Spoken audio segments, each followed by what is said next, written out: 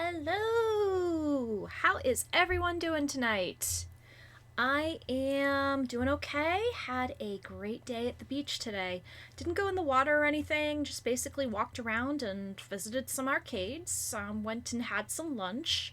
It was a really nice restaurant that had a glass walled barrier on the patio so you could look right out on the beach, and we were watching a couple of kids play with RC cars, which was pretty cool.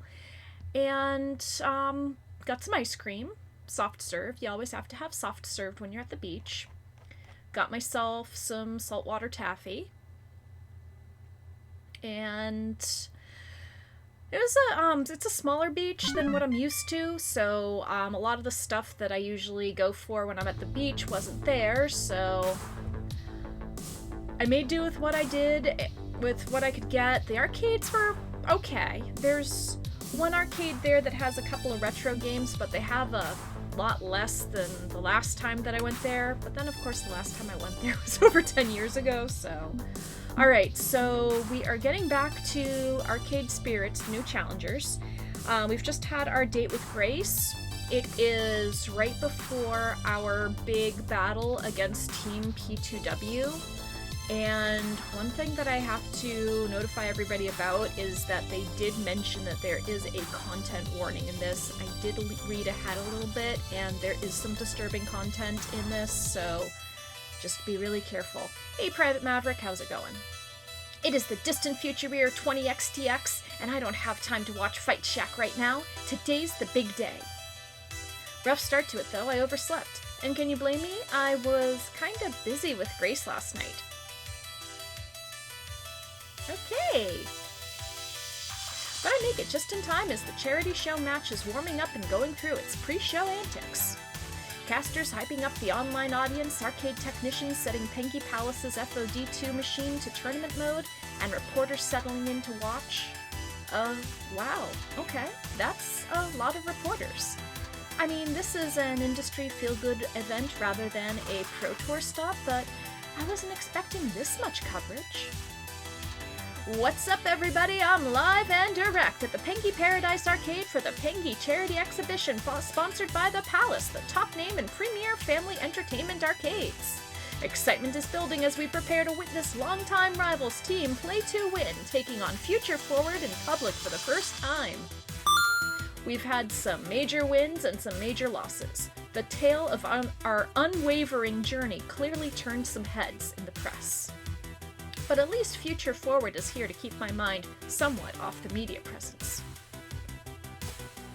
There you are, we were worried you'd forgotten the whole thing. For the record, I wasn't worried at all, not like you'd had to roll in at the crack of dawn. Good. Unlike this one, who is up and fretting and pacing and worrying since 7 in the morning. I just want to make sure we do our best, that's all. Awful lot of media attention for such a tiny and meaningless charity show match, isn't it? It's almost wall-to-wall Fourth Estate here. 1 second, folks. There we go.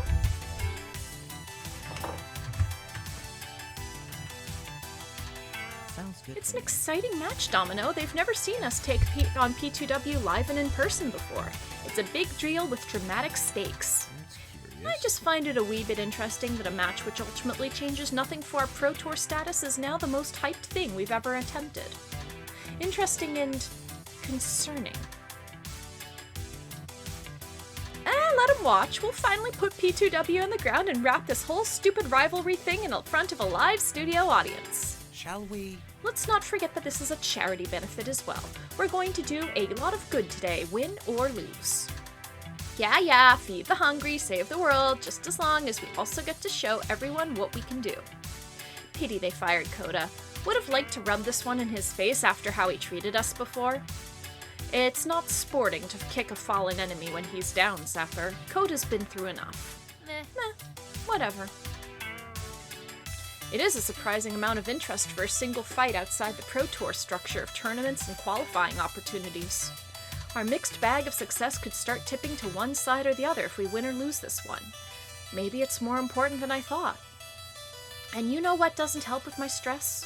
Valkyrie, waltzing right on up with her usual look of mild disdain. Socks. Valkyrie. Good day to raise money for charity, yes?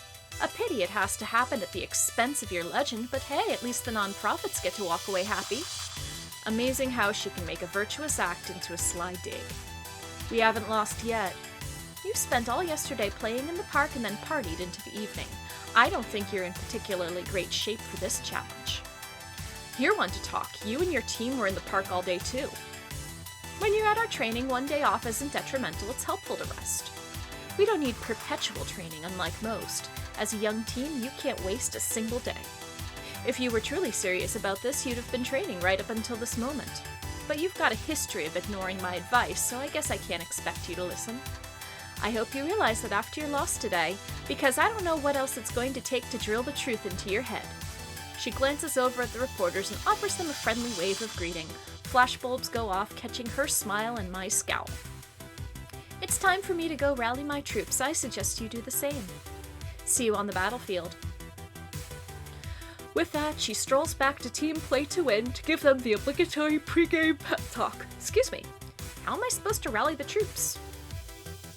I turn to face my friends, my team, and do my best to give them one final pep talk going into this important fight.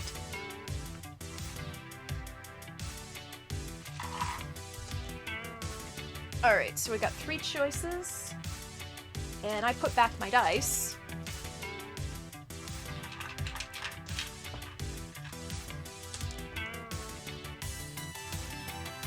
One and 2 is going to be choice 1, 3 and 4 is going to be choice 2, and 5 and 6 is going to be choice 3, and we rolled a 2. I'm proud of you all, and I know we're going to do great today. We need to win this match, at all costs. Wait, what? No, that's not what I was going to say, it just kinda slipped out. You okay there, boss? Yeah, I'm fine. Sorry, look, a win would be great, but a win's what we want, a win's what we get. Seems simple and straightforward to me. Just remember our training and to support each other as a team, and that wins in the bag. We give it our all, yeah? Right, exactly. That's what I was going to say. And yet, you didn't. I'm under a lot of stress, okay? Look, you get the point. Just let's go out there and do our best. Let's decide who's stepping up to play to win. Odds are good that Valkyrie's going to pick Bunny, so I'll be there to confront them. As for my player 2, the obvious choice is Grace, but I could pick someone I haven't given a spotlight to yet, too. A good team coach gives everybody a chance to shine. But our best chance of winning could be a strong partnership like Grace and I have. I'm not sure. Whom should I team up with? Alright, let's roll. Hello, MJD82. Okay, so we rolled a 4, so that means we are up against Domino. Or we're up with Domino, I should say. Domino, you're on deck. You good with joining this fight? It may be valuable to keep an eye on you up close, yes. I'll help keep you company through this experience. That's a concerning response, but a yes is a yes. With a nod to each other, Domino and I step up to the FOD2 machine ready to get this fight underway.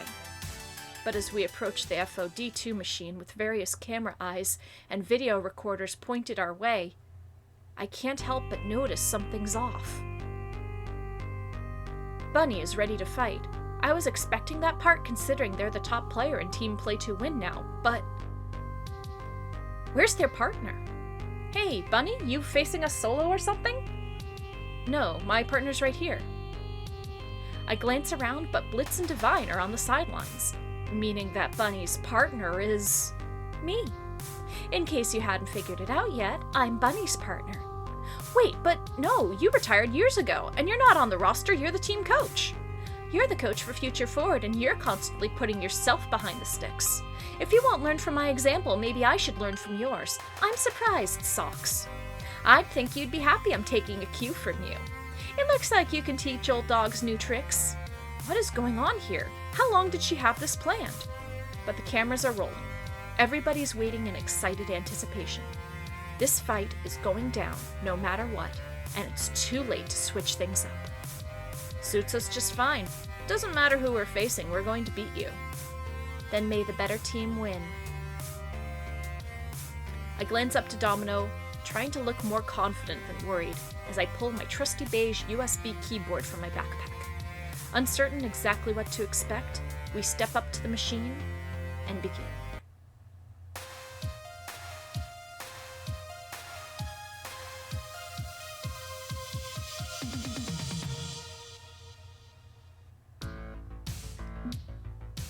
Okay, so we either play the minigame or skip the minigame. It looks like things have been predetermined for us. I don't like this.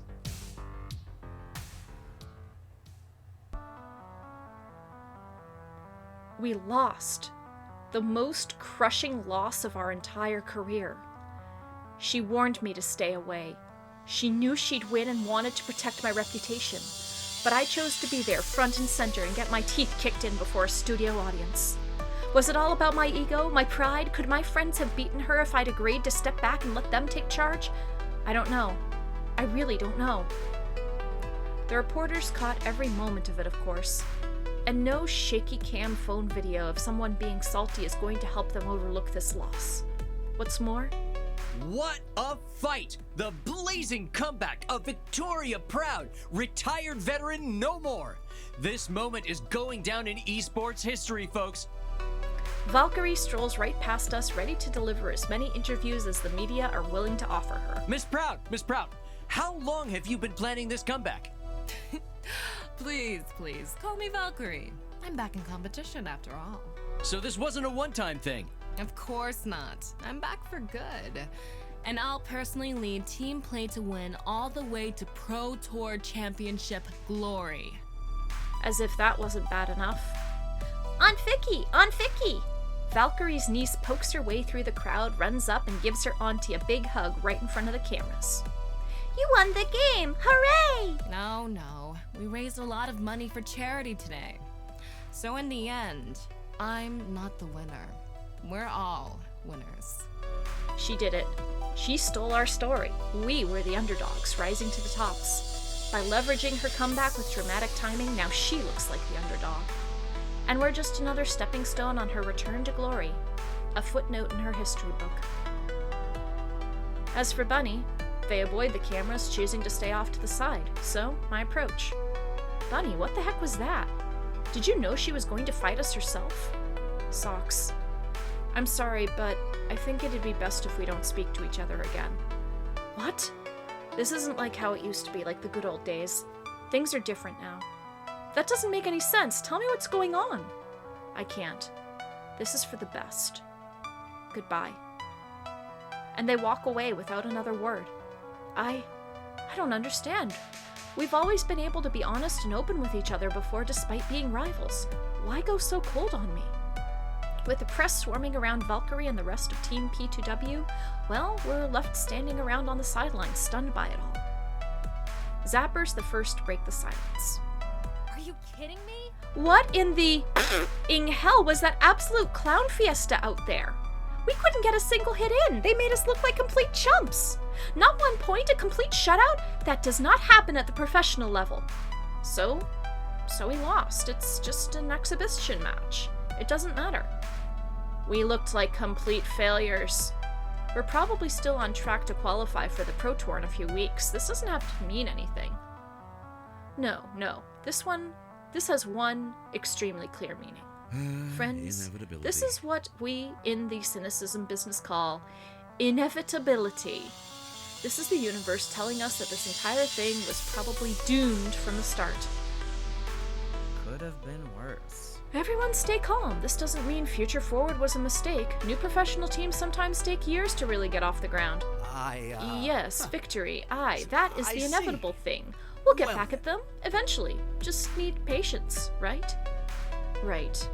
He's trying to keep his energetic knightly persona up, but when even Loxley is having doubts, the guy who hurls himself headlong into absolute loyalty, I let him down. I let them all down. Something's not right. Excuse me a minute, please. With a distracted air, Grace loads up her Iris app and walks away to make some phone calls. Damn. Nobody's happy with us. We get that. No point harping on it. Our plane back to the city leaves in 6 hours. Suggest we go get our stuff and head off to the airport. Anything else? Any other decisions? Those can wait. Go home, get a full night of sleep, sort things out at team practice tomorrow with a clear head. Agreed? Agreed. It doesn't have to mean anything. It's not even an official loss. We haven't lost standing. So what if Valkyrie stole our thunder? So what if we looked like stumbling toddlers out there? It doesn't have to mean anything. Nothing means anything at all.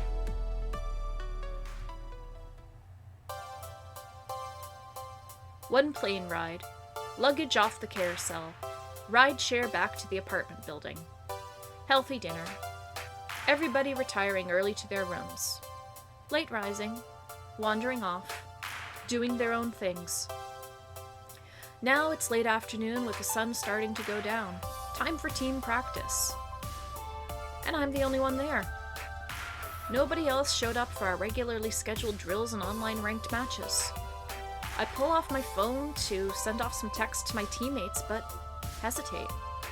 Truthfully, I wasn't sure I was going to show up. This whole thing, it hurt. It hurt hard. I'm still not sure what to think about it all. The only reason I came downstairs to the arcade was out of some sense of routine and scheduled normalcy. But actually playing FOD2 after that disaster? I don't know. I just don't know. And given I'm the only one here, well, maybe they don't know either.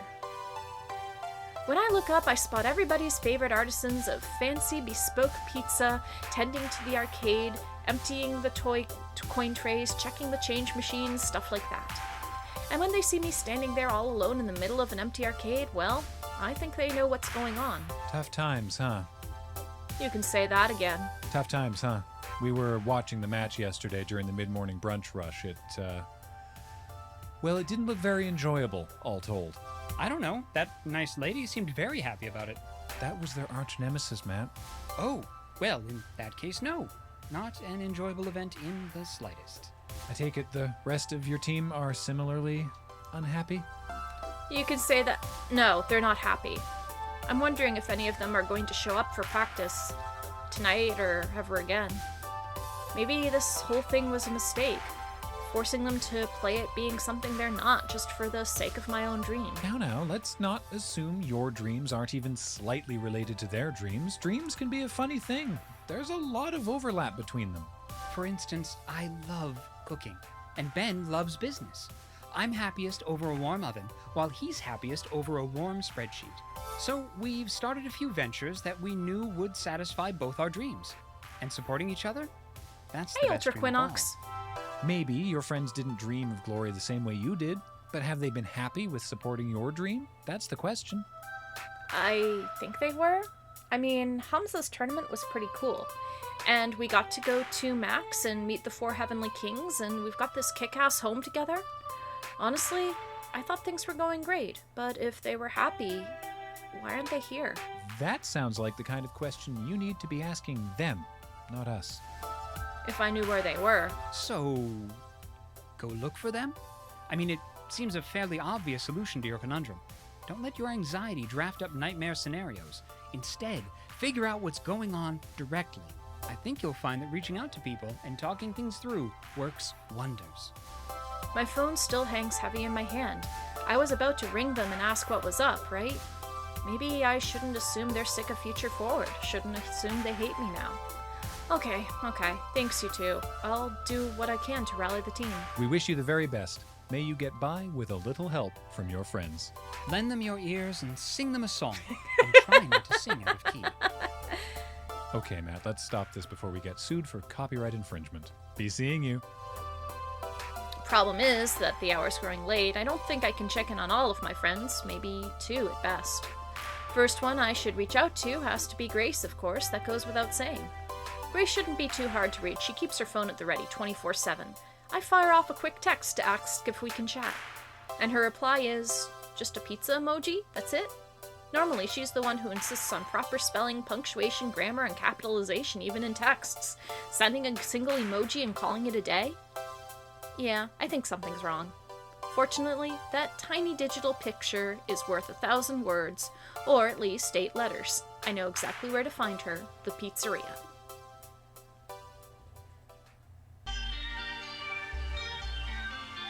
On arriving, I can see why Grace was late to team practice. She's effectively cornered in one of the corner booths, blocked from escape. And the woman who's blocking her, that woman is frowning in a highly disappointed manner at my teammate. I can overhear a bit as I poke my head into the pizzeria. I'm so sorry. I'm so sorry. I'm sorry, Nia. I'm sorry. It's very troubling, Grace. Very troubling and concerning. Father has been livid ever since you left. I'm doing what I can to keep the family peaceful and stable, but you aren't exactly making my job easier. Family meeting. Okay, fully justifiable reason for her to skip practice. I shouldn't intrude. There's still time to make this right. One easy way to fix everything. Come home. Abandon this video game silliness and come back to work for Cooper Technologies. Get your life back on track, stop throwing away your future. I wasn't trying to cause trouble or anything. Once you're safe and sound back home, there won't be any trouble. All will be forgiven. Grace droops in her hard plastic seat, clearly wanting to object but unable to raise more than a mumble. I see the problem. She hates confrontations, especially with her family. And if they're pressuring her to leave Future Forward, maybe she wanted my help. She did text me a quick pizza emoji to summon me here. If she didn't want me involved, she didn't have to reply at all. There's one way to be sure. Excuse me, Grace? I was wondering if you knew where Loxley's socks went? He was looking for them earlier. We'd established Loxley's socks as a safety signal before going to Max. It's a way for Grace to ask for help exiting a situation without tripping her anxiety. Excuse me? Private family conversation. Take your laundry business somewhere else. Yes, the socks. I think they're mixed in with my laundry basket, sorry. Right, there's my confirmation, she needs me. I slide into the booth, taking a seat nearby. Hi, I don't think we've been introduced. Sydney Moore, coach for Future Forward. You must be Nia Cooper, I've heard so much about you. Mostly how she pressured Grace into an internship at Cooper Tech and pressured her into making Iris from a pile of random technology assets, but I'll avoid bringing that up. Pinned by my politeness, Nia is forced to at least offer a token cordial greeting. Yes, hello. Pleased to meet you. If you don't mind, I was having a chat with my little sister. I think my team coach should know if I'm leaving the team. It's not good business to leave your partners out of negotiations, right? Right, fine. Okay, my foot's in the door of this situation, but that's the easy part. The hard part is going to be providing Grace the help she's asking for. I could easily step in firmly, speaking on her behalf, telling her sister where she can shove her generous offer, really assert myself as her team captain. But I should absolutely not take away Grace's voice. I've no right to speak on her behalf. She doesn't need a hero to fight her battles for her. She needs a friend who can support her as she fights her own battles. This is going to take subtlety. I need to provide the affirmation she needs, make indirect suggestions, remind her of what she values most in life. As I was telling Grace, and this is no offense to you, Mix Moore, by pursuing this arcade affair, she's putting her future in jeopardy. Surely you recognize that these esports are of short-term value, yes? Grace would be better off focusing her strengths in programming and engineering.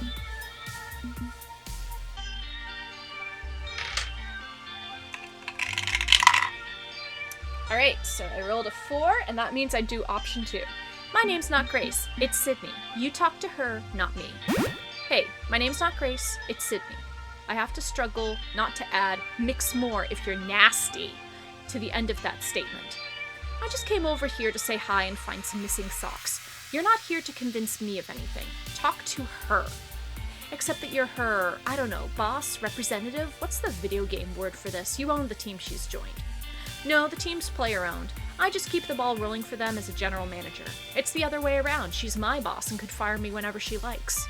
I don't think Grace likes my confrontational tone, but at least it keeps a focus on her. Right, I'm the boss. Me. Well, me and everyone else, but I'm very bossy. I am. I have a doubt. I can be bossy. I mean, a leader. I can be a leader. Would you have put me in charge of the Iris project if you didn't think I could be a leader? You trusted me then. Why can't you trust me now?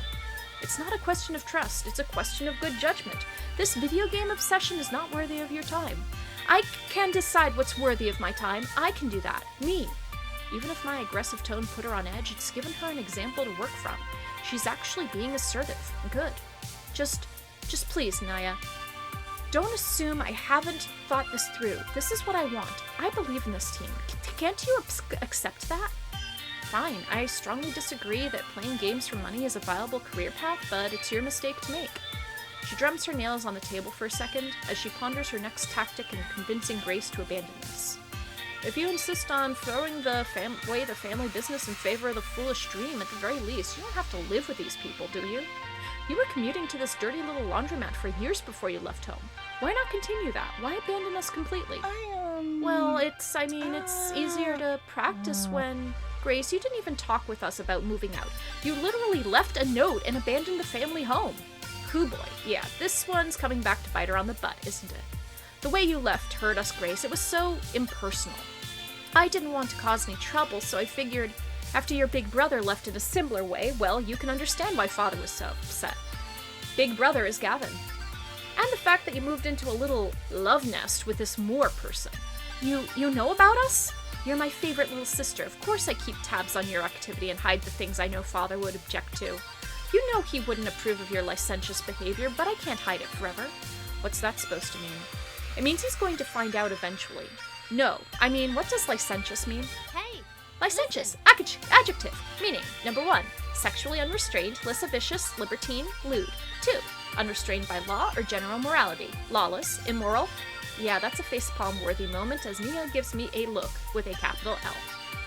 How childish. I get that hanging out with all your little friends is exciting and fun, but they aren't your family. You belong with your family, Grace, not with this bunch of strangers you've only known, what, a handful of years at most? Some less than that. If you insist on involving yourself in their schemes for the time being, fine. But I don't like the idea of you living with such disreputable people. Sweet jumpin' pengy butts, this woman is snobby. If her nose were any higher in the air, her neck might break. If you move back home, I'm sure we can smooth over everything with Father. Agreed? I'm so sorry. I'm so Nia, sorry. Please, I wasn't trying to make anyone upset. Easiest thing in the world, just move back home. Agreed? As she forces the question, it's on me to give Grace the support she needs to push back.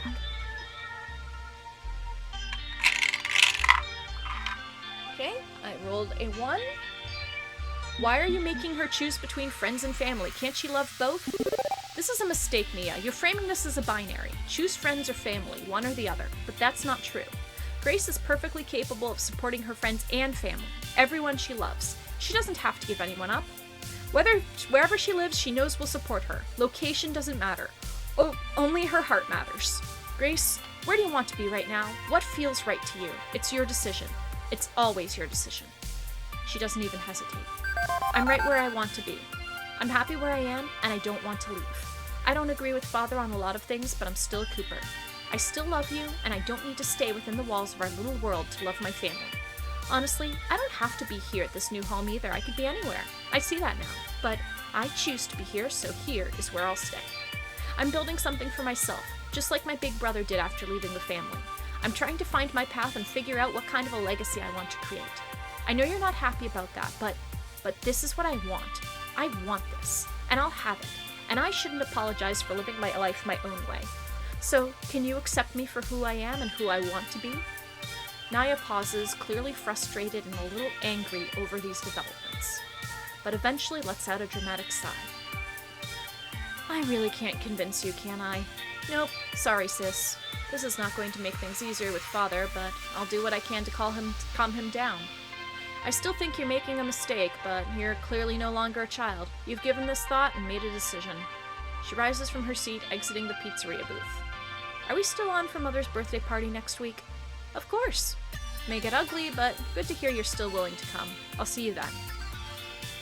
Oh boy. I don't like That was so confrontations. incredibly stressful that I think I'm getting a headache. Proud of you, Grace. I know that wasn't easy. Thank you for reading my emoji correctly. If you hadn't come, well, I don't think I'd have left the team she wanted, but I doubt we'd be on good terms right now. That's I missed all of team practice, didn't I? Actually, nobody showed up. I'm checking in with people to see what's going on, and that's when I ran into you, and... Oh, that's not good. Let me help you. Do you want me to go talk to someone? We can split up and cover more people that way. Sure, makes sense. You check in with someone, I check in with someone. Okay, whom do you want me to go and talk to?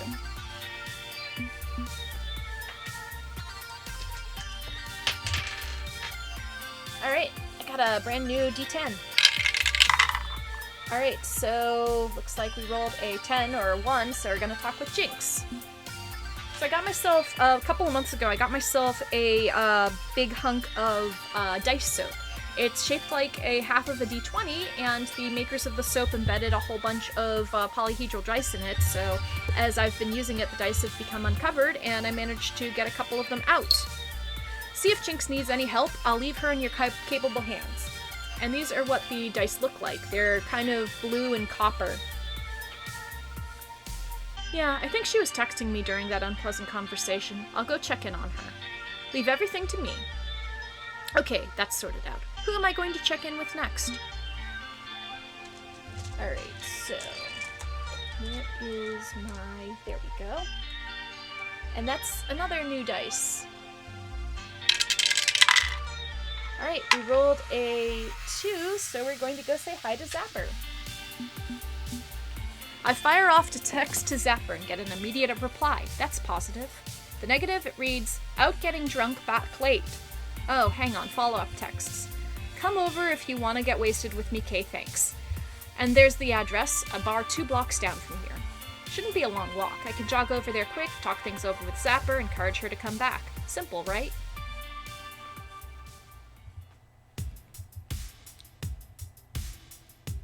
I don't think I've been to this bar before.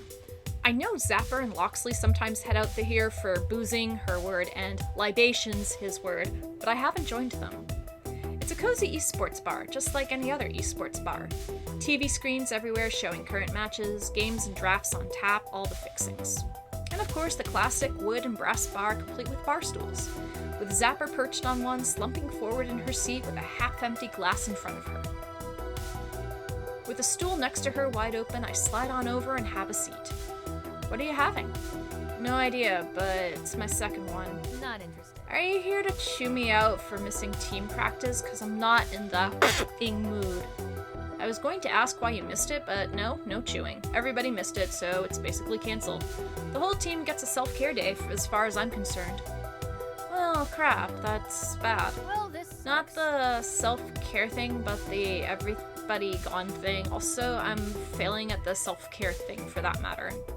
I'm reasonably sure going out boozing cause you're sad counts as self-destruction more than self-care, right? Valkyrie wouldn't do this, and yet here I am. You're not Valkyrie. Yeah, I'm not. I'm probably gonna be a washed-up loser when I'm her age. She drains a portion of the remaining beer, then sets the glass aside to turn and chat with me. It's ridiculous, right? Tell me you agree that it's ridiculous. You can't be a middle-aged esports star, no one can. The prime for esports players is actually late teens to early 20s. After that point, it's basically over. Reflexes slow down. You have trouble keeping up with the meta. That's not ageism, that's statistics and biology. The human body only has a short window where it operates at peak performance. As you get older, you transition to being an industry rep or a coach or as sickening as it is to say, a trading card game expert. This is And I am not gonna be untapping red mana during the upkeep phase into my 50s. That is the opposite of awesome.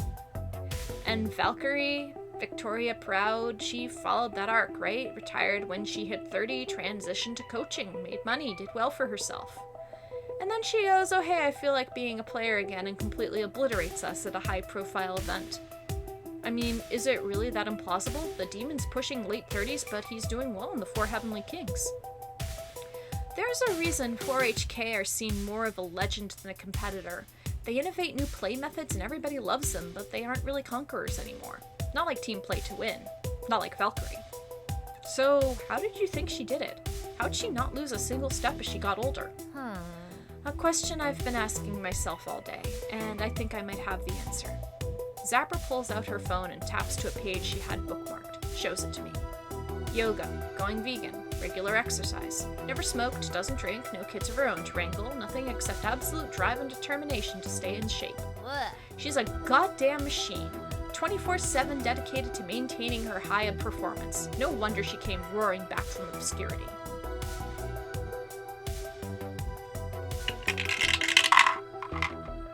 Okay, I rolled a 3. Hours every day maintaining your meat machine doesn't sound particularly fun. Okay, I can see why the very idea of this would disgust you. Spending hours every day on a strict regimen of self-discipline is very much not Zapper. Exactly, my ideal is awesomeness, doing whatever I want whenever I want, no compromise. Because nothing matters and the universe is unfair. It doesn't care if you're naughty or nice, clean or dirty. It takes and it takes. If life is a currency, I want to spend it, not hoard it and conserve it like Valkyrie does. So you need to figure out a way to beat her without compromising your ideals. Yeah, easier said than done, right? She stares at the class, the last of it still bubbling away in thought. He was right, you know. Who was right and what about? Domino. Remember back when I kicked his ass? It's because he mocked me by saying soon I'd be old and slow and tired. That's what scares me. That's really what set me off. He said all my glory days would be memories to look back on in sorrow. Once I was a retired jock, alone and unloved with nothing in my life. I chose to live hard, play hard. When you're a teenager, you feel immortal. I felt like I could do damn near anything. I'm only in my 20s, but I can see the end of my road on the horizon. You know, it's like my midlife crisis hit me early because, well, live fast, die young. Maybe Domino was right. I could flame out hard and end up busted and old and alone. Or I could burn away any semblance of fun from my life so I can keep the glory going like Valkyrie did. I don't know. And several beers in, I still don't know. Maybe there isn't a solution. Maybe I'm just gonna end up a wreck, alone, and unloved. Oh man. She's...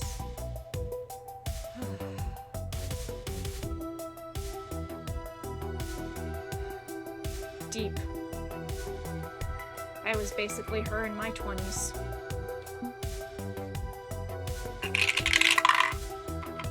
Wait, I rolled a 2. Glory aside, you'll never be alone and unloved. Forgetting your friends already? Why, I feel hurt. Zapper, no matter what else the future brings, it's not going to bring loneliness. We'll be around, and odds are you'll make even more friends along the way. You may be a wolf, but you're hardly a lone wolf.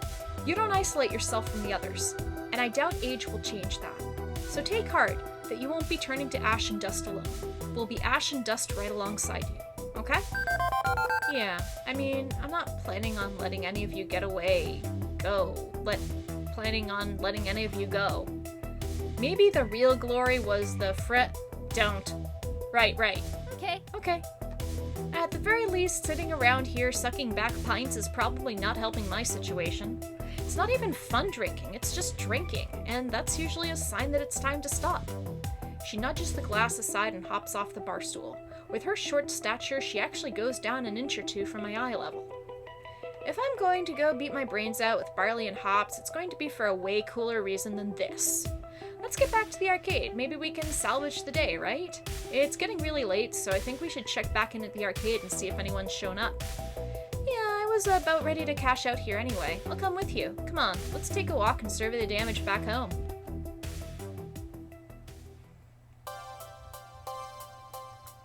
This day has been a week, for real. I can't believe less than 48 hours ago we got completely annihilated by Valkyrie and Bunny. And I've been so busy running around getting the team back together that I haven't really had a chance to get myself together too.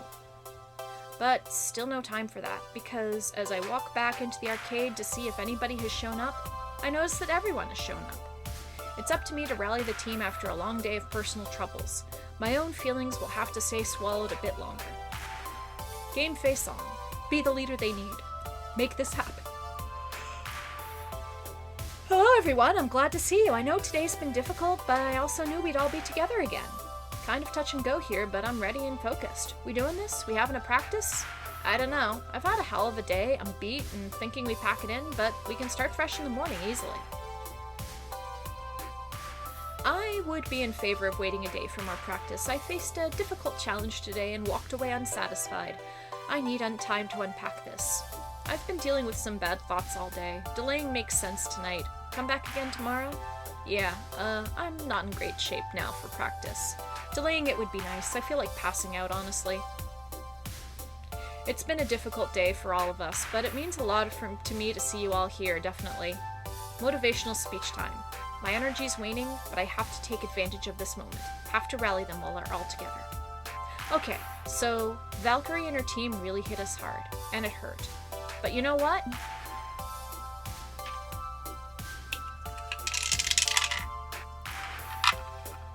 Okay, and we rolled a 4.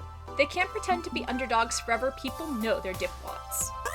This sad little smokescreen of being the poor put-upon underdogs is not gonna last.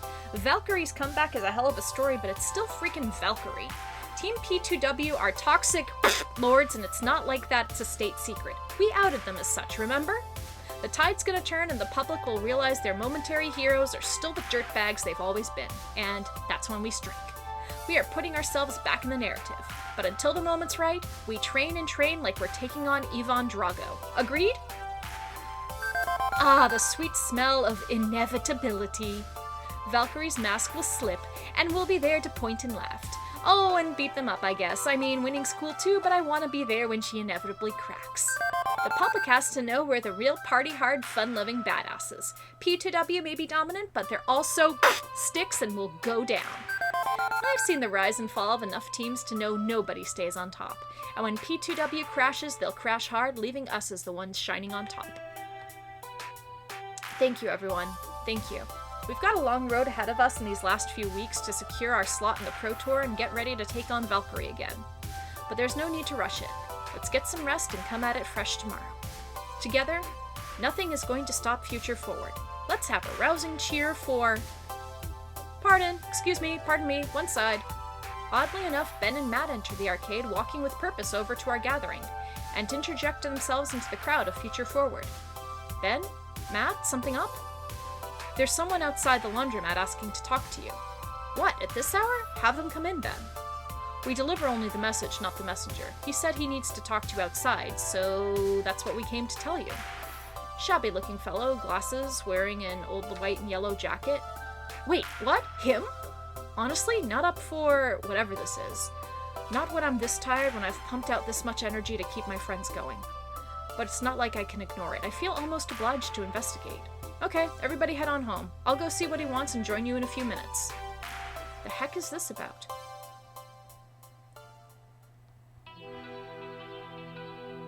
There's only one person I know of that matches Ben's description. Former member of Team Play to Win, the one whose viral video rant humiliated them. Coda. He's standing on the sidewalk in front of the busy street, late evening traffic moving by from green light to green light, which casts a weird glow on his slumped form. Last time I saw him, he was a ball of anger and rage, accusing me of ruining his life. But this is different. He looks broken, tired, and disheveled, his old team jacket still hanging off his frame. Hey, can I help you, Coda? No, not really. In fact, I'm here to help you. He looks awkwardly down the street, rubbing his neck before continuing. She beat you too, huh? In the end, she always gets what she wants. She always wins. I want to protest, bring that same passion I brought to the table minutes before, but I just can't find the words. Yeah, she beat us too. Guess that makes us both losers. No way around it. We lost everything. I think I understand you now. We're both scared of the same thing, aren't we? Being nothing. But that's okay. I know what we need to do. Coda, wait, what are you? And he steps backward into the street, directly into the path of an oncoming bus. I instinctively reach out, but come up just short, grasping at his jacket sleeve and missing. And then, it's all over. And nothing would ever be the same again.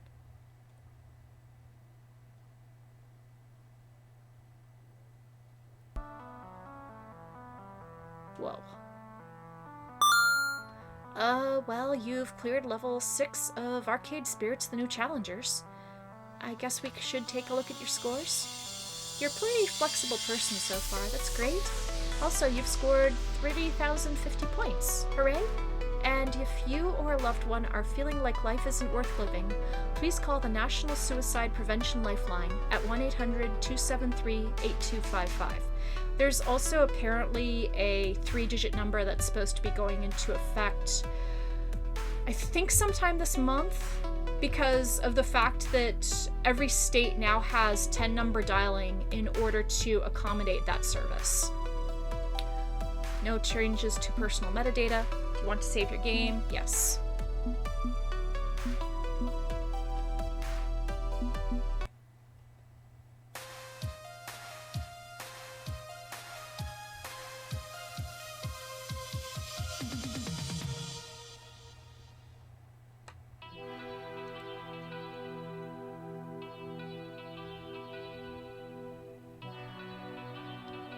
Yeah, thank you for doing that time stage. Punchy78 from Fight Shack here with a breaking news story. Former Play to Win member Coda, also known as Alex Zhao, is currently in critical condition at Memorial Hospital. The situation is still ongoing, but initial reports indicate this was an attempted suicide. Coda's fall from grace began with a viral video rant against everybody's favorite up-and-coming laundromat team, resulting in his team dropping him from the roster. Victoria Proud, recently unretired player and his former coach, simply stated that her team has had no business dealings with Coda since that day. With the esports scene in turmoil after the surprise victory at Pengy Paradise, and now this tragic incident, keep an eye on Fight Shack for updates.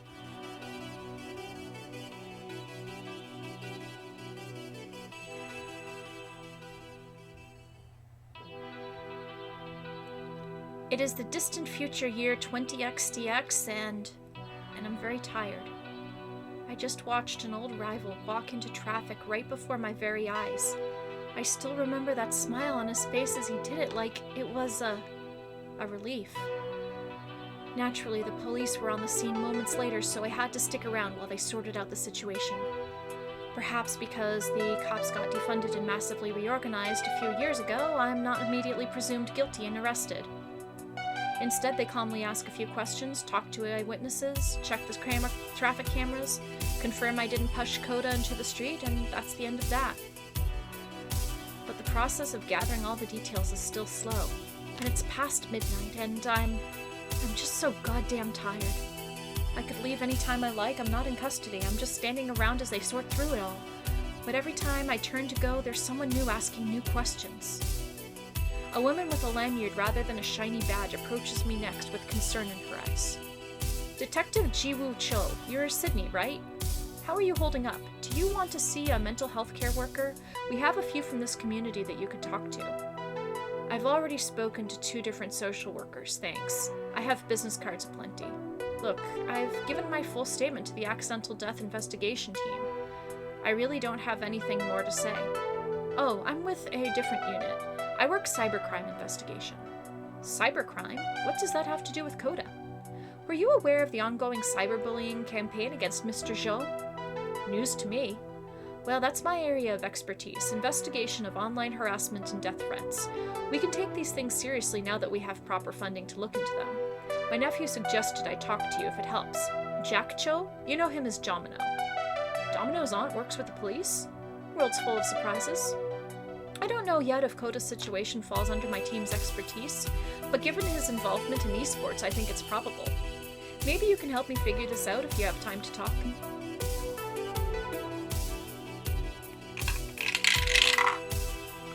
Okay, so I rolled a 6. I really don't know anything more than I've already told the other investigators. I've already given my story twice to the other investigators. How we uploaded Coda's rant, what he said when I ran into him at Max, those are the only times I ever talked to him. There's nothing more to add. Okay, if you think of anything else in the days ahead, just give me a call. Detective Cho passes me a fairly cheap-looking business card. I suspect something's going on here beyond typical social media fights, and you never know what piece of evidence will unlock it all. Thanks for your time. Get some rest, talk to a care worker when you can. Finally. Time to put this mess behind me and get some rest. Put it all out of my head. Forget it ever happened. One good night's sleep will make all of this go away. I didn't even like that guy. So who cares? What does it matter? I'm just so tired. I'm I'm so tired. Gradually, I push my way through the halls, past my worried friends, reach my bed, and crash into darkness.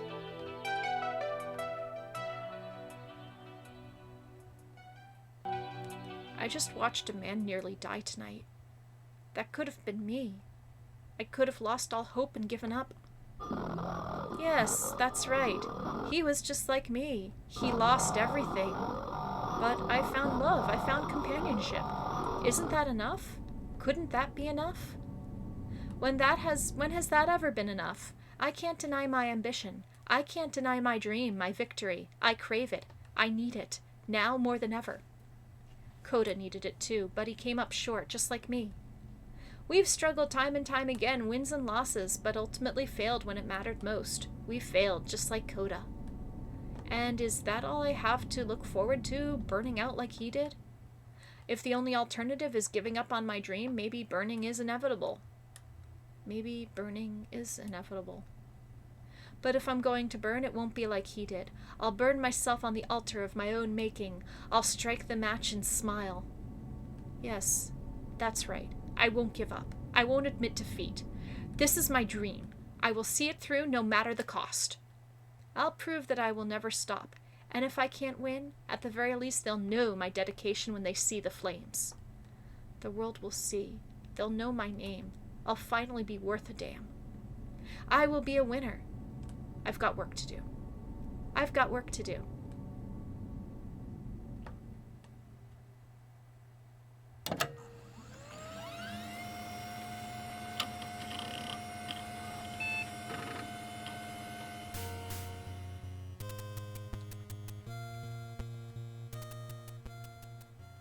Okay, it didn't crash on startup. That's a plus.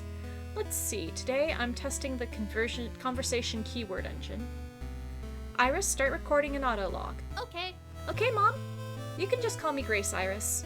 Okay, Grace. Okay, Grace, audio log activated. This is Grace Cooper, developer of the Wanderlost Trail and member of Future Forward, and this is test number, 3, Mom. Test number 3. Okay, let's see how this works. I switch my focus back to the game controller, scrolling through the available conversational keywords. I really want this to have a perfectly natural language engine, maybe voice responsive like Iris, but one step at a time. What is your name? Hello, friend, my name is Sarah. I've lived in the nearby village all my life. Are you journeying the Wanderlost Trail, mayhaps? Tell me about the trail. Why, everyone knows about the Wanderlost Trail. It's the path many journey in life.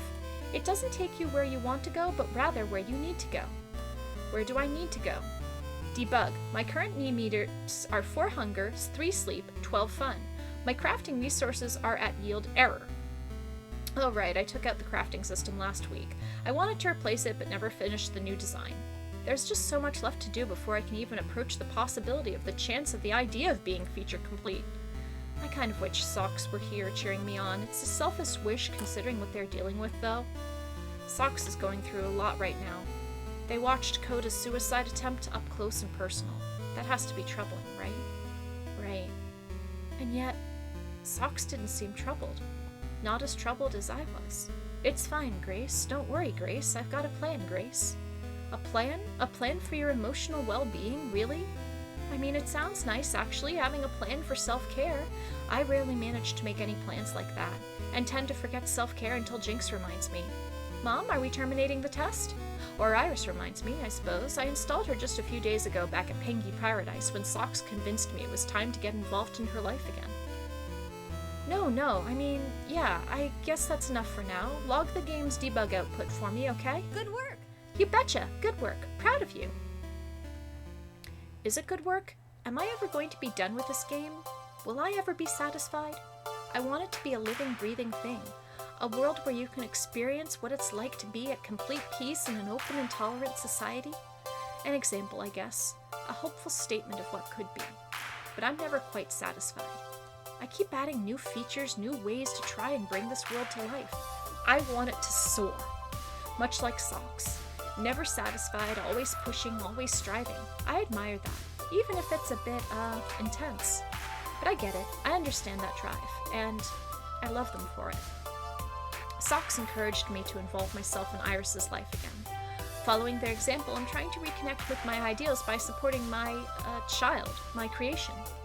I should be celebrating those passions with Socks, and commiserating in my game development defeats too. But Socks isn't here right now. We've barely talked all weekend despite living in the same apartment. And that strange emptiness after what happened with Coda worries me. It keeps me from feeling complete because I know Socks is troubled. I can't save everyone. I can't help everyone, but I could help Socks, right? Like I'm helping Iris and helping my friends. That command or file Mom? name? Are you okay?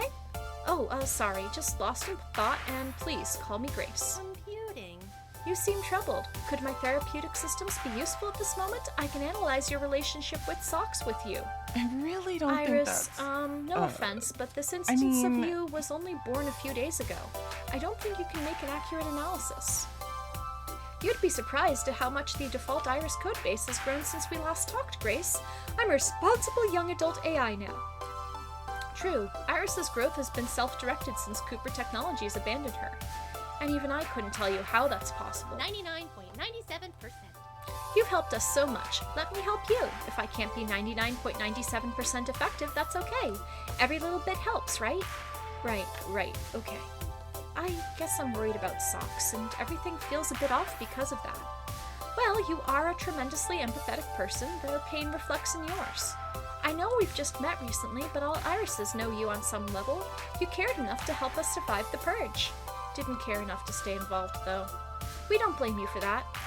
Well, most of us don't. I still have nightmares about penguins with glowing eyes. I really hope that experience didn't sour me on my favorite ride forever. If you like, I could contact Socks. You two are dating now, yes? A date might just help distract them from your worries. Oh, no, I mean, I don't want to push them. They won't push you away for pushing a little, I think. And sometimes people need a little push to get going, you know? Like a virtual assistant pushing her creator to tend to her emotional self-care and the health of her relationships. Correct? Beep, beep. Oh, beep beep, I have good news. Socks just sent you a message. They're gathering the team in the arcade downstairs for a big announcement. An announcement? What? That's odd. I mean, they did say they were working on something, but I assumed they meant working through something, like their feelings about Coda. Do you want me to message back asking for clarification? No, it's fine. I'll go down and see for myself. Okay, and, Mom, Grace, can I ask a favor? Sure, what do you need? I'd like to play your game. Really?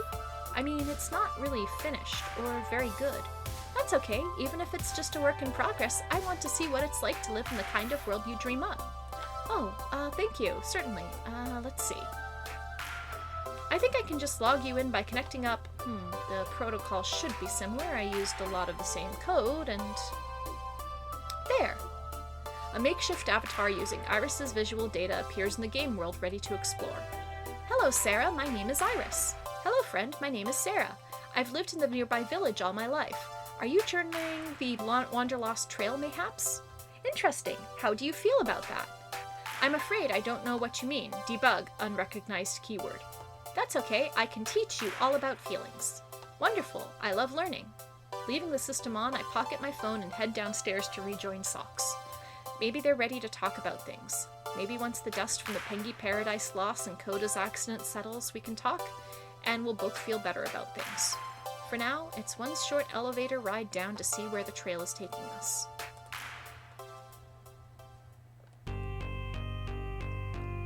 When I arrive at the arcade, everyone else has arrived before me. Everyone except our coach / cat wrangler / manager, Socks. Hey, any idea what this is about? Haven't talked with Socks all damn weekend. Don't think any of us have. No clue what this meeting's about. I'm sure it's just announcing that we're resuming team practices, right? We've been on unofficial hiatus since Pengy Paradise, but that would make sense. We've only got a month until the Pro Tour finale. That's not a lot of time. Despite recent setbacks, we still have a decent chance. Resuming training would be wise, but we may have bigger concerns than the Shiny Tin Cup, depending on how Socks is dealing with things. Guess we're about to find out. No need to speculate further. Socks emerges into the arcade, pocketing their phone on arriving. Everybody's here. Good. We've got a lot of work ahead of us between now and the Pro Tour finale event. I'm sending you each a shared document. This is our new blueprint for the next month. a schedule of training, online tournaments, qualifying matches, and more. My phone vibrates as the document arrives in my inbox. Taking a cursory look through the organized pile of colored boxes, names, and events, nearly the entire month is blocked out. A full month of activity planned right down to the minute.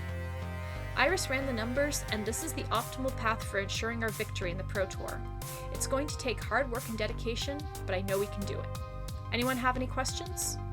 And the silence is uncomfortable, until Zapper steps forward.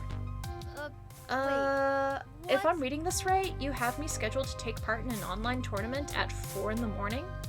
It's a tournament hosted out of Australia, so that's 6 in the evening for them. Technically, the tournament lasts from 6 to midnight, so you'll need to be ready to play from 4 to 10 in the morning. Are you Kidding me? No. A bit concerning, that. You also have me on here training from sunup to sundown tomorrow. I'm not seeing any time off for breaks or food or proper personal hygiene. Honestly, Loxley, you're our weakest player right now. You need to shore up your skills if we're going to make it into the Pro Tour. I do want to do right by the team, I suppose. If this is what it takes, then consider myself prepared, but even so. You want me to take part in a tournament in Nevada, all the way on the other side of the country at Max Vegas in 1 week's time. Iris has already made the travel arrangements. There's a lot of qualification points on offer, and if you and I can win, it'll help our standing quite a bit. Socks, travel is not something I can do easily. Can't just toss some shirts in a bag and go. Need to check disability accommodations, research, verify if there are clear routes to the venue. Iris already did that for you. It's all arranged. You can tune and tweak to your liking. Well, this sucks. Wonderful. Jet lag, here we come. You know what? I'm just gonna come out and say it. This is you overreacting to Koda's downfall, isn't it? You're pushing us all to the wall because you don't want to end up like him. This isn't about Koda. This is about seeing future forward through to the finish line. Look, 2 days ago I gathered you all here to rally you behind that cause. It was a rough day for us, sure, but we got through it. Sounds like Socks is about to do another inspirational speech. I honestly quite like these, they're very reassuring. Maybe this won't be as bad as it looks. Socks thought this out, even used Iris to make sure everything would work. At the very least, I can hear them out. I wonder what sort of speech it'll be this time.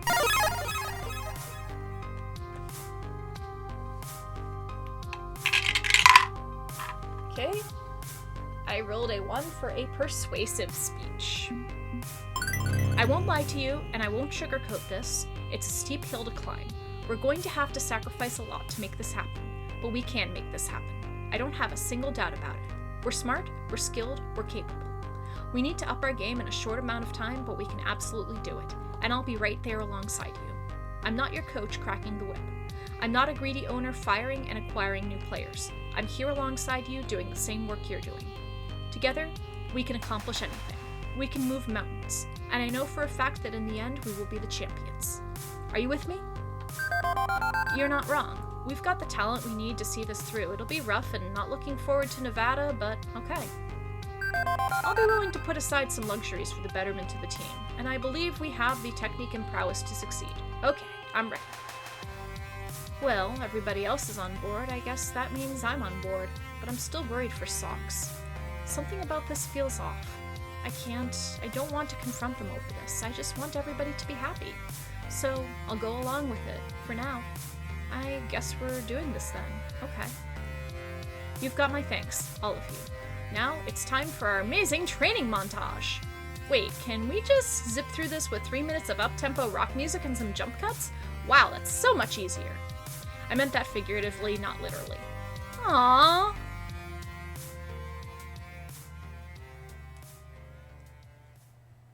Okay, I am gonna be right back. I'm gonna go grab myself a drink.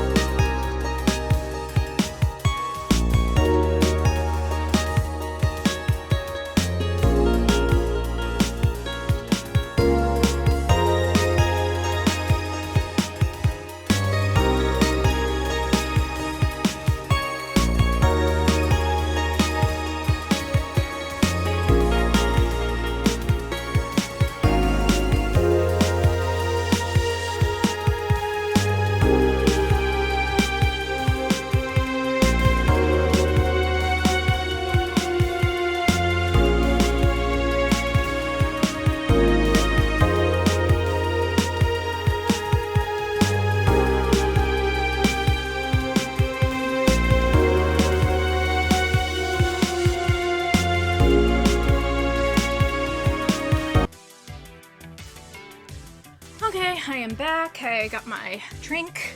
It is passion fruit bubbly. Very tasty. Okay, so now we are in the training montage. It is now 4 a.m.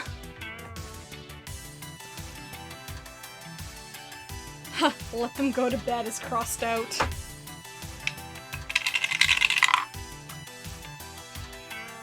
I rolled a 5, so I'm going to promise to buy them ice cream if they win.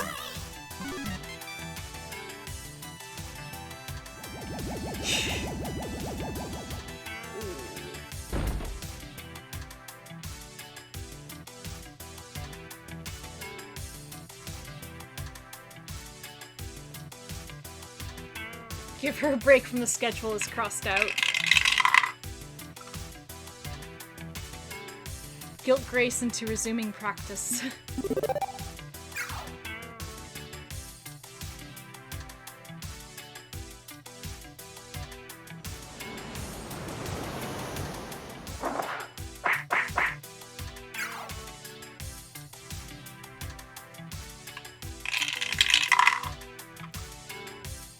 Rolled a 4. Remind Jinx that Grace is counting on her.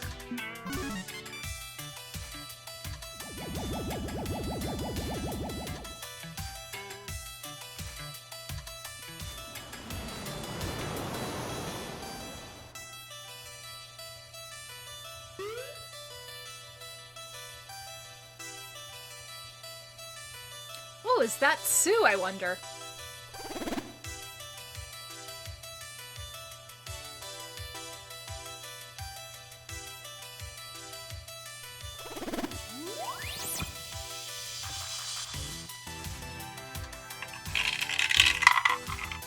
Calm down and take a deep breath is crossed out, of course. Whoops! Oh dear, I rolled a 6. I accidentally dropped the dice. Joke about Valkyrie hopefully having a stroke or something.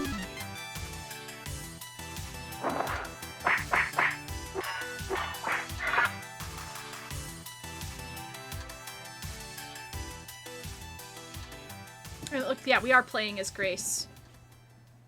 Okay, I'm just going to come out and say it. I hate this!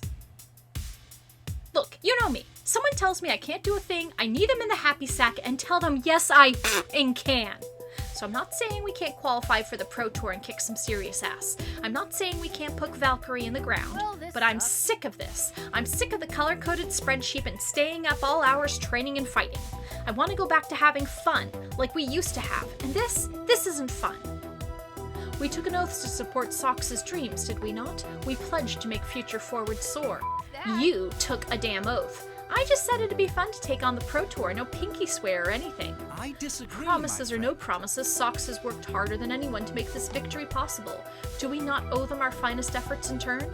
We should be discussing this with Sox, not holding a team meeting in secret without them present. It feels rude, frankly. Unfortunately, it's called for, rude or not, because I don't know any gentle way to say this, but we're wasting our time. Time spent chasing our dreams is wasted? That's not what I mean. I mean we're already qualified. We crossed the line as of yesterday. Wait, we qualified? We're absolutely going to the Pro Tour finals? Yes, there's no reason to keep grinding ourselves into burnout for the rest of the month. We're all set. Technically, we could improve our positioning, sure, but if we continue pushing like this, we'll fail the event itself. I just don't We see need that to rest. working out. We need to recuperate. We need to convince Sox to let this go. Okay, so this has to stop. Question is, how? Sounds iffy. Confronting at Sox best. about this is going to be tricky. Don't want them retreating into their shell of denial any deeper. I'm not looking forward to it, but I'll confront Sox over this if I have to. I care too much about them not to. This becomes a question of strategy, yes? How to arrange circumstances for maximum effectiveness. We need to make sure we're heard. We have to decide what approach would work best with Sox. Figuring out someone's emotional weak point and striking it for massive damage? Ah, now the ball's in Domino's court. Domino, you're doing the creepy thing again. Ahem, I mean, if I may contribute my observational talents? Of course, by all means. Do you have any ideas? What Sox is facing is buried deep. Like, 2 bodybuilders with shovels and a diesel-powered backhoe deep. That means a 3-person job. I mean, it's obvious, yeah? Grace and Jinx. Grace knows Socks' heart. She can reach them in ways nobody else on this team can. Oh, well, thank you. I mean, I'd like to think I can if I try. One question. You said this was a 3-person job. Who is the 3rd person?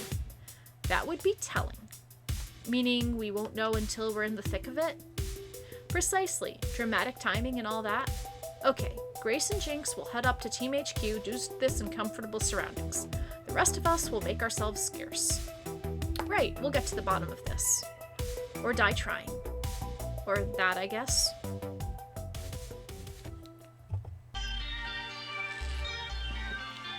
I'm not looking forward to this. Not one bit.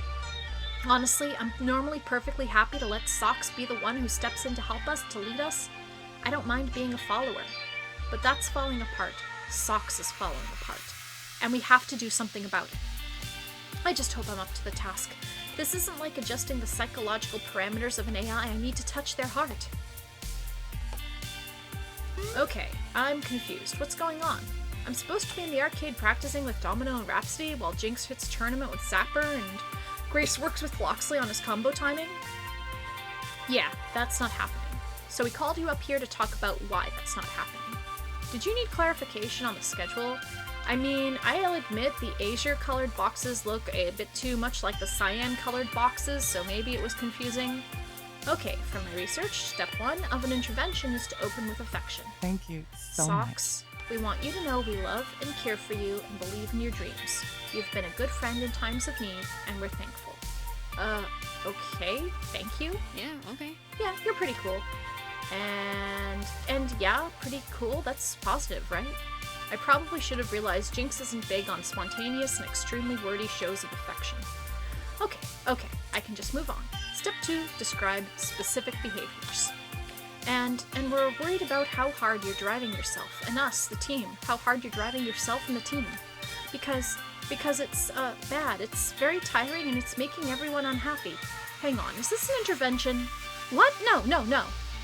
Yes. We're worried you're hurting yourself and want to help you understand why it needs to stop. Socks, I love you. I want what's best for you, but this relentless drive for success you're on, it's not best for anyone.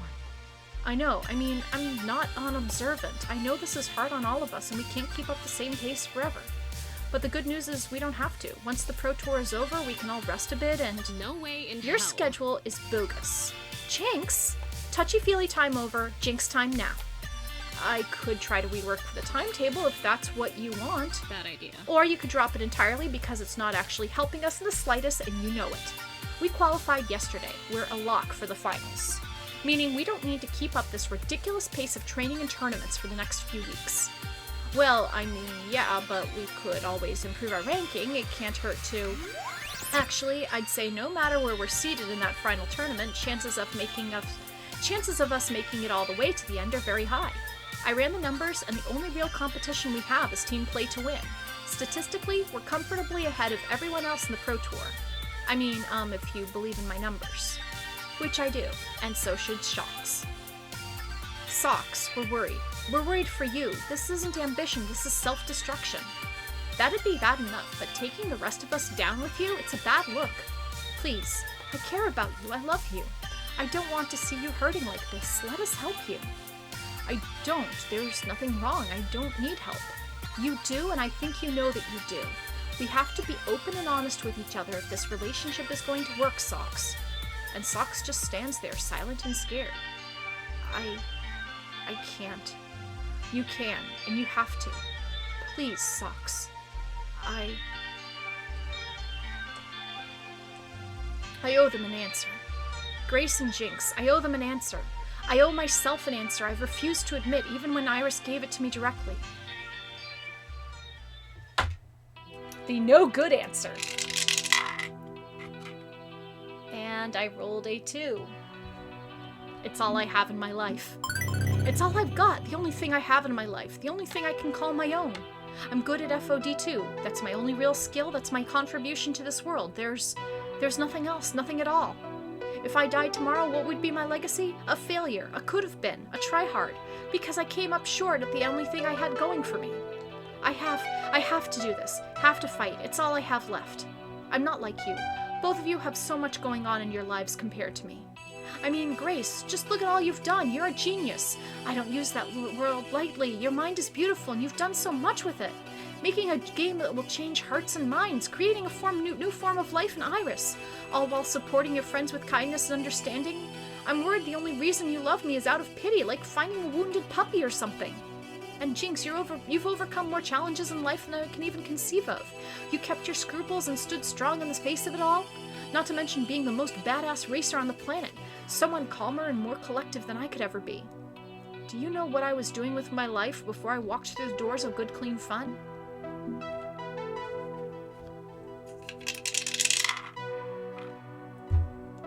Rolled 2. Nothing. I was doing nothing. Nothing! I was doing nothing, just sitting in the dark room, pushing my rank higher and higher. I may as well not have existed before I met you. That's why I have to win, because I'm nothing. All I have is a sad little dream.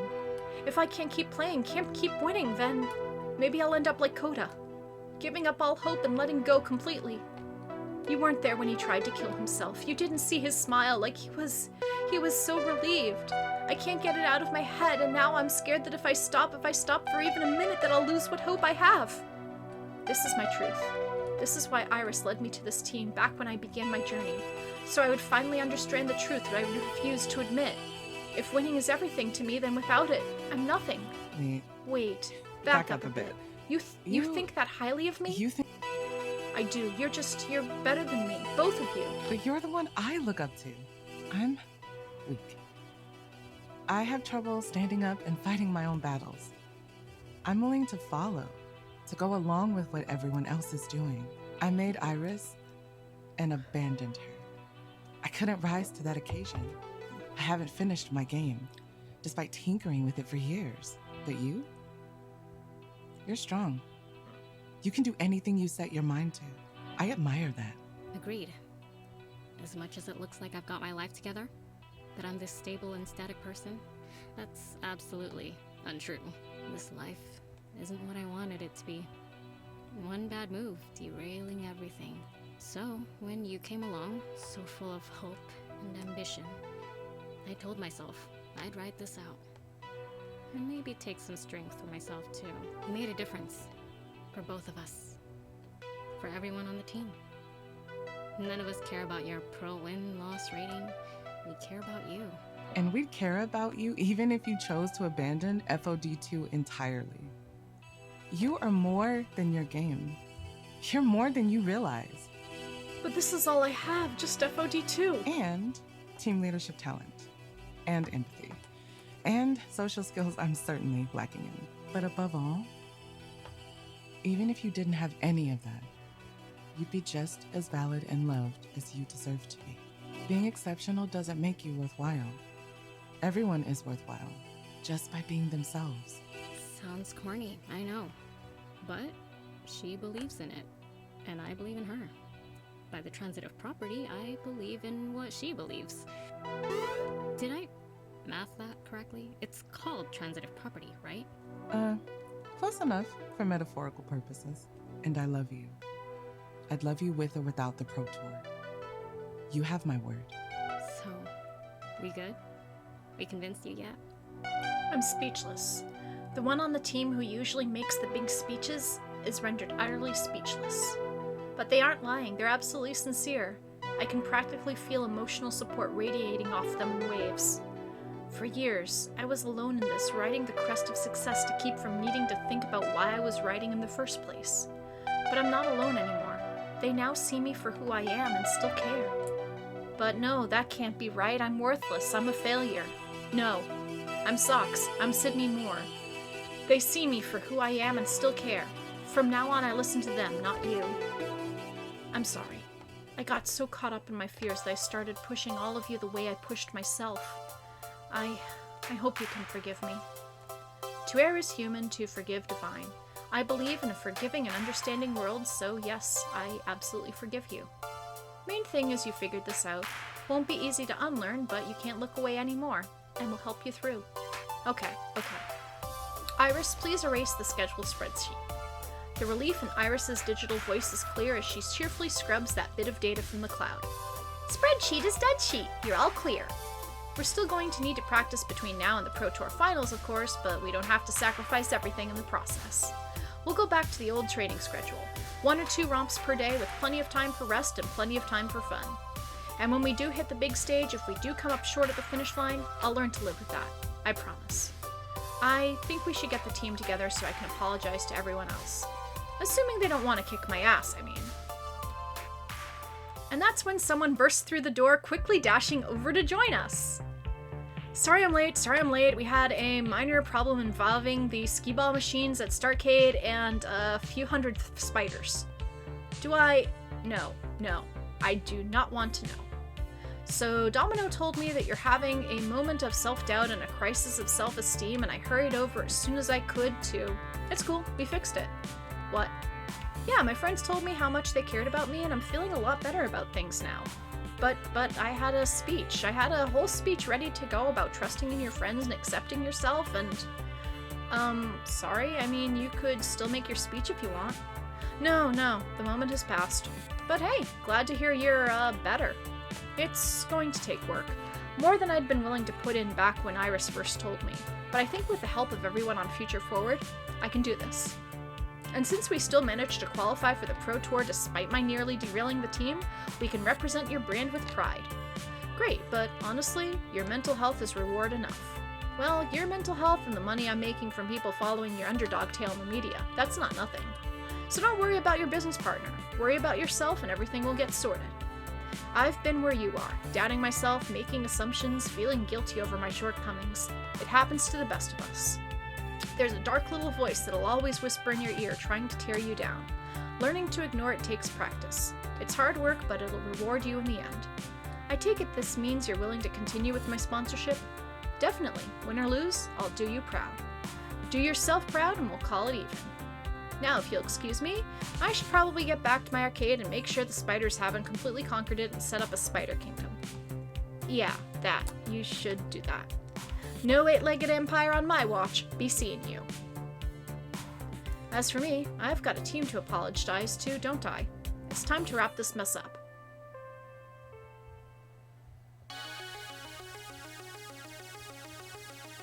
And that's why I want to apologize. I took my own hang-ups and fixations over being a perpetual winner and made them your problem. I hurt my friends and I hurt myself.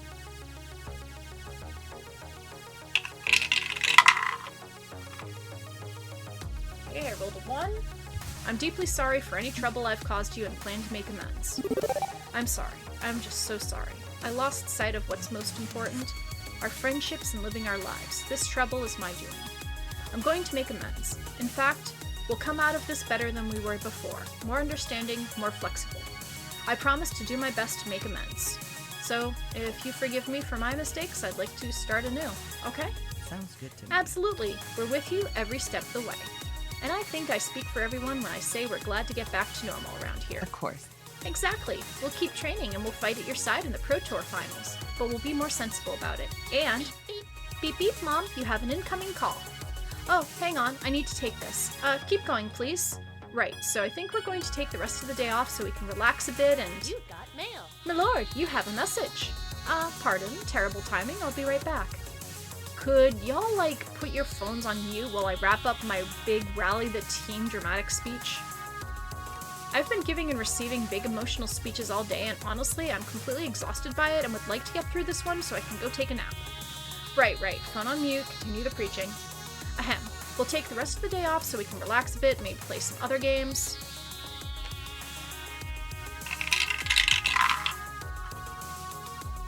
It's a 2. Consider yourselves officially on vacation. As of today, we are on siesta.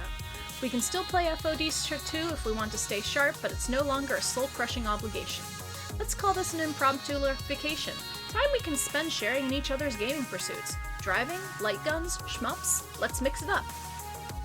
We did qualify for the Pro Tour, though, so we can't take our eyes completely off the ball. I'd like to still take that shot since it's available. So expect stress levels to go back up when we pack our bags and fly off to join the event, but win or lose, I want us to walk away feeling satisfied. Thanks, everyone. I know things have been rough, but we're coming out the other side of this a stronger team and better friends. Let's hear it for Future Forward. That was It's amazing. the best team I've been a part of. Awesome We rock. We totally and completely rock. Okay, sure. We're above Why not? average, and that's okay. There's Good. too many of us in this room for me to really squeeze in for a group hug, but rest assured I'm cheering quietly over here. What a messy, messy week. And a mess of my own making. But I'm in a better place, having owned up to that mess. This is what Iris wanted for me all along, and with the help of my friends, I'll get where I need to be. All in all, not a bad way to close out this chapter of my life.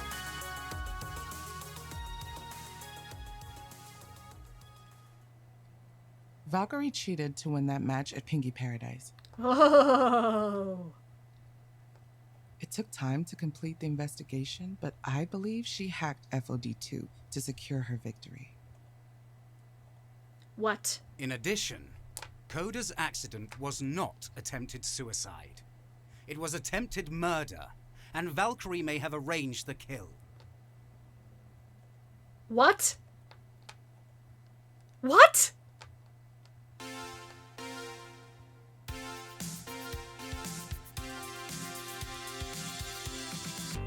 No, I want answers! I mean, what? Huh? Cheating? Murder? Well, I know an arcade engineer from Fairchild Funworks, and right after the loss I phoned her to ask if she could look into things, and according to my allies, there's good evidence that the cyberbullying campaign against Coda involved a series of targeted harassment bots. Telltale signs of modification to the game despite attempts to erase her digital footprints afterwards. Entirely possible that this goes beyond harsh words and into deliberately altering medical records. One at a time, please. Apologies, very rude of me. Grace, ladies first. Oh, okay, well then. I believe that Victoria Proud made her Iris hack FOD2 and ensure her triumphant win at Pengy Paradise. So to be clear, we're calling hacks on that match? Bunny told me never to speak to them again after that match, but seemed worried, nervous even. I don't know why they would go along with cheating, but clearly they felt conflicted. Now it makes sense. Are you kidding She me? cheated to beat us? All this angst and woe and worry was because some retiree refused to let go of the spotlight? That's it. Zapper's gonna break some kneecaps. I'm gonna go to work on her. Whoa. Let's verify the evidence before we start dealing out frontier justice, okay? Grace, what proof do we have? Well, nothing conclusive, I'm afraid. Modifications were definitely made to the files in the FOD2's machine storage on the day of the match, which shouldn't have happened. The game wasn't auto-updating or anything. The network functions were accessed as well, which doesn't make sense considering we were playing locally, not online. Wait. Iris can hack FOD2? It's an arcade game, not a computer system. And a voice from my pocket chirps at me. Hooray! Sure I can! FOD2 actually runs on a customized PC. It's hackable just like any other computer-based system. It's always been a possibility hacking in high-level esports. It happens all the time with non-professional games. People install scripts or bots. But we've always thought it's impossible on the pro circuit since the games are locked down so tightly. What if we... But if switch it someone up? could access a game during a match and hack it while it's live without someone noticing, it's possible. But Iris wouldn't cheat. She's this benevolent genie in a bottle kind of app, right? I could cheat if I wanted to. I'd do anything to support my user just like you've taught me to. I bet Valkyrie's Iris sees the same things the same way. I'd be happy to help you cheat. Do you want me to do that? Just say the word and it's done. What have you been teaching your Iris, Socks? Let's conveniently forget what she said just now and focus on the Valkyrie hack, please. I thought Iris would refuse to work for evil people, but if you could sway your Iris to that point of view, so could Valkyrie. Hey, I'm not evil. I mean, not saying you are, just saying Valkyrie is a master manipulator. She could likely convince her Iris that cheating was somehow a good thing. Now, we can't prove Valkyrie cheated, but all the signs are there. And it'd explain why we couldn't score a single point against her. It makes perfect sense.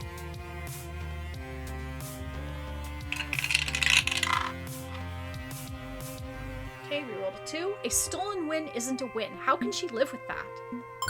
Cheating means she never legitimately beat us. I can't imagine living with that, knowing in my heart that my win was fake.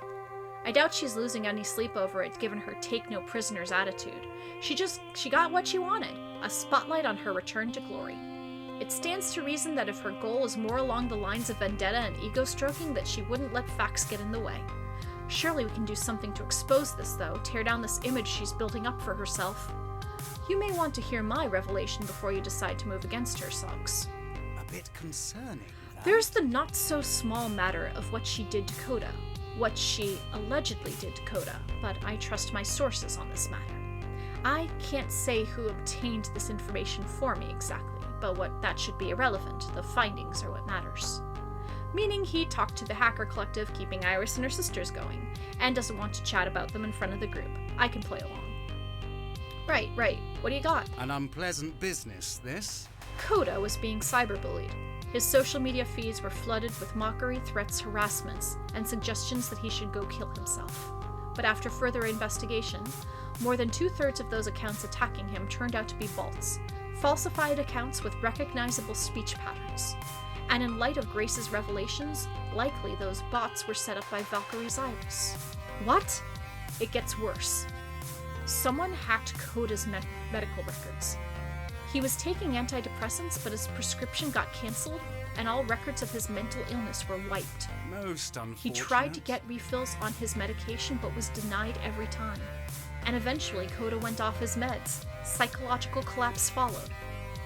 I should have spoken up.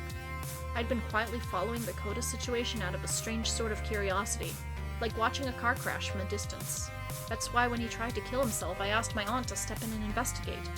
It felt off. If I was going to murder someone, that's how I'd do it. I'd find their emotional weaknesses, exploit them, and let the problem solve itself. But an Iris almost killed someone? Seriously? What sort of twisted code of ethics is Valkyrie teaching her Iris that she'd be willing to go that far? Domino's right, but this is too indirect to accountably be considered murder. Valkyrie and her Iris simply arranged to push Coda over the edge. He was already in emotional peril after we humiliated him in front of the internet. An encouraging push isn't illegal technically. But to me, this was murder. Punchy78 warned me. He warned me that Valkyrie held grudges and never let them go. Coda embarrassed Valkyrie. She wasn't going to let that slide. I could easily see her asking her Iris to mess with him to teach him a lesson. A rather harsh lesson. We are clearly dealing with a narcissistic sociopath. A sociopath with an emotionally vulnerable Iris. So, Valkyrie's entire Return to Glory storyline, coming back from retirement and putting her enemies down in the process, nothing but a manufactured series of lies. And given how far she's gone with this, I doubt she's done causing harm. So, Valkyrie is absolute scum. The question becomes, what do we do about it? Hold on. We're headed for another showdown, aren't we? We qualified for the Pro Tour, and so did Team P2W. That means facing Valkyrie again. You just know that if she'd cheat to beat us in a charity show match, she'll absolutely cheat to destroy us in the main event. Can't let this slide. Gotta do something, right? This can't be happening. We need to save her Iris, that poor child manipulated by Valkyrie's twisted whims. Not to mention Bunny, who's caught in the middle of all this. No way they would be okay with this scheme. I know them. But if Valkyrie is willing to kill Coda just for embarrassing her, what would she do to us if we try to expose her? This is bigger than I ever thought it would be. I don't know. Maybe bigger than our little team can take on.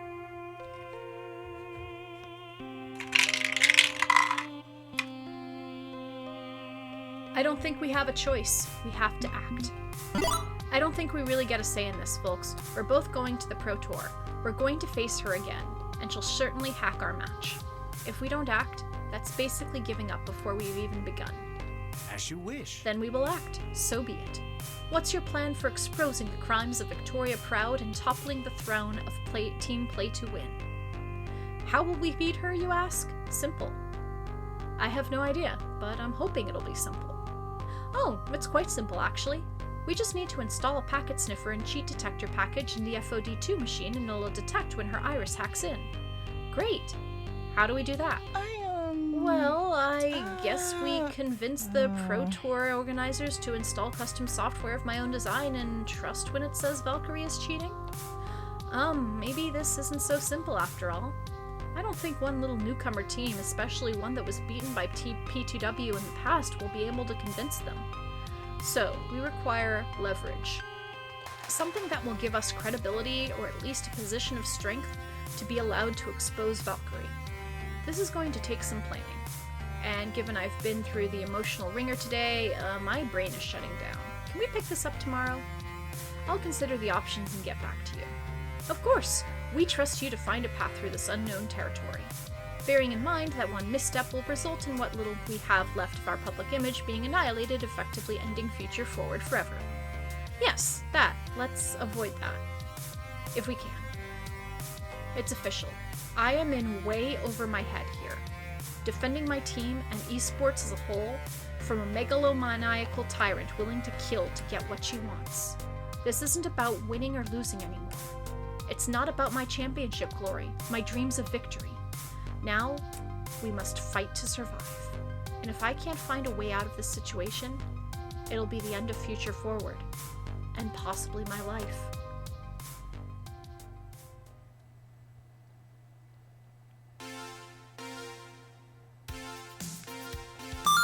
You've cleared level 7 of Arcade Spirits, the new challengers. Victory! Let's take a look at your scores. You're a pretty flexible person so far. Not bad. Also, you've scored 31,750 points. A winner is you. Okay, no change to metadata, and save the game, and we're going on to the final level.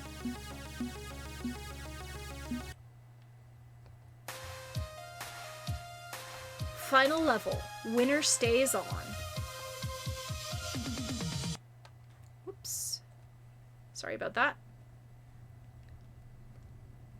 This is not about winning and losing. Maybe it never really was. This is about deciding who you are and what you believe in. It's about making a stand. I don't know if it's possible to win. We fought hard to reach the end of this road, but the final result is going to be tainted. Odds are we won't be granted the title of champion even if we do somehow win, but I don't care anymore. I will stand resolute against the ones who want me to fade away. Valkyrie, and my own self-loathing.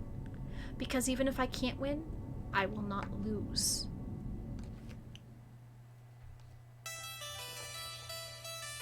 It is the distant future year 20XTX, and we're apparently all that stands against the dark future of esports corruption. It's not exactly what I was aiming to accomplish when I started on this path, but you play the game in front of you, not the game you wanted to play. Valkyrie's forcing her Iris to cheat at FOD2 so she can rise all the way to the top. What's more, she's proven ready and willing to hurt anyone. Excuse me. She's ready and willing to hurt anyone who stands against her. Naturally, I've chosen to stand against this. Not a smart move for my continued well-being, but if I care one whit about fair play or even human decency, there's no other option. But we can't just call hacks on her. Nobody would believe us. We need evidence, and we need to sway the Pro Tours organizers to hear that evidence. Not a task that Future Forward can accomplish alone. We're going to need leverage. But before I can arrange any sort of leverage, it seems I've got one last task on my list to take care of: temptation. Here I am in the belly of the beast, the penthouse lair of Team Play to Win. At the top of a skyscraper, as if attempting to rival Mount Olympus, P2W work and play and work, all under the command of one Victoria Proud. That is Saga Sanic the Porcupine over there. Valkyrie, coach, manager, owner, cheat, swindler, arguably also an attempted murderer. And of course, our players have private rooms. I know most of your team are playing bunkmates to save money, but here we respect your privacy. And the view's terrific from up here, of course. There's also a hot tub on the deck when you want to relax after a hard day of training. We've got all the energy drinks you could want in our 7 different fridges. I nod along, only half paying attention to her sales pitch. Valkyrie arranged this meeting with me, and while I have my guesses as to why, she's happier to give me the tour first. None of it sways me, but I pretend to care as she lists many of the perks of being part of Team P2W. Flexing her power and wealth before we get down to business. And of course, we're well stocked with products provided by all our sponsors, so we're never lacking for gear or snacks. I sense you're not amused by our humble abode. You want to get on with business, yes? Okay. Tour over. Let's talk. She pauses, letting the whole aura of the place sink in and entice me before speaking. I invited you here today for one simple reason. I want to recruit you. What? I know. We've been at each other's throats since the start of this. We're are destined to face each other in the finals. So you're thinking, why would Val extend the olive branch? I'll tell you. The fact of the matter is that you're going to lose the championship. Remember, I told you we'd beat you at Pengy Paradise, and I wasn't lying. This is no different. You can't win this one. This can't just be overconfidence. She's going to cheat. This time, we're ready. We're going to set the trap and bait her into it. When she cheats, we'll be ready. But why offer to hire me for her team if she knows she can stop us easily? Maybe as well just ask. I don't get it. Why? Are you hoping I'll back out of the tournament? No, Play to Win needs to defeat your team in a fully sanctioned and official match. Until now, we've only beaten your team in unofficial show matches, and I want it on record. And once the dust settles from this, once your team is shown to be nothing but a squad of laundromat casuals, there's no reason you can't switch sides and join the real champions. See that ambition of yours through to the end. I'm sure you care about your friends, and that's noble. But you also know they aren't winners. Not like you. Pushing them to become a professional team was a mistake. It's time to realize that, and realize the only path to your glory lies with me. My vision? After you lose the finals, your team disbands and you join me. Everybody wins. Sound good to you?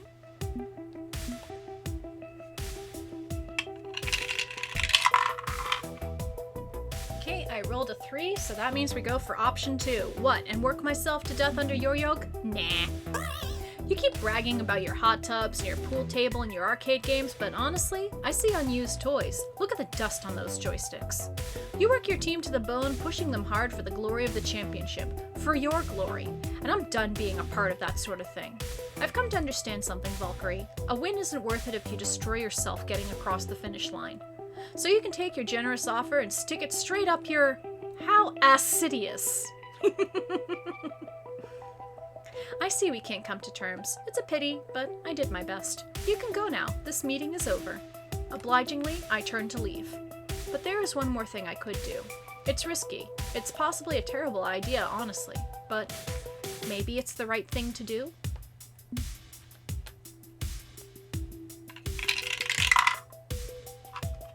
Okay, so I rolled a 3, so 1 to 3 is going to be the top option, and 4 to 6 is going to be the bottom option. So we're going to offer her a chance to admit that she's a cheater. I'm risking a lot, perhaps tipping my hand about the trap we're setting for her to step into. But if I'm to be a moral person, a good person, I have to offer the chance to redemption. Ms. Proud, you don't want to do this. Think about it for a minute. Your legacy is on the line. You're risking every legitimate accomplishment you've ever had.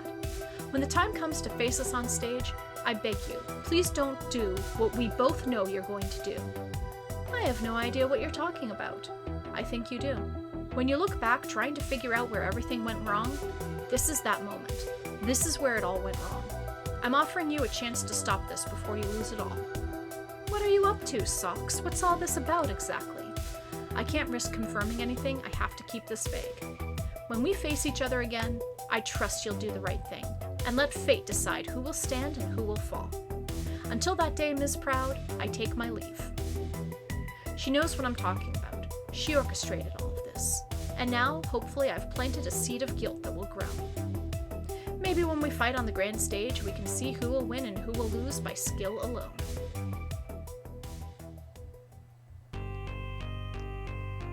One trap thoroughly baited, except for one teensy-weensy problem.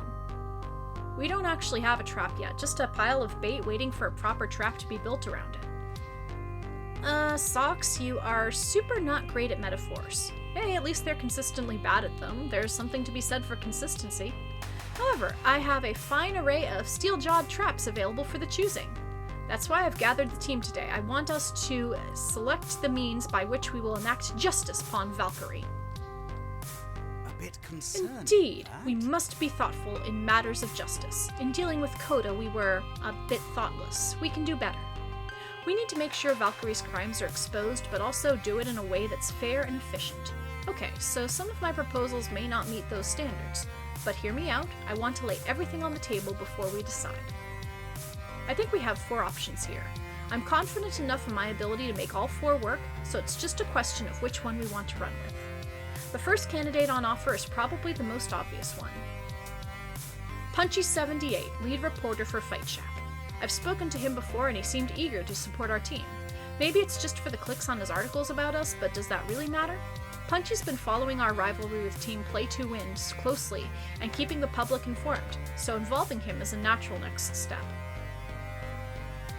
It's simple enough. We tell Punchy78 everything we know about Valkyrie's crimes, offer juicy details for his website, get everything out there for the public to see.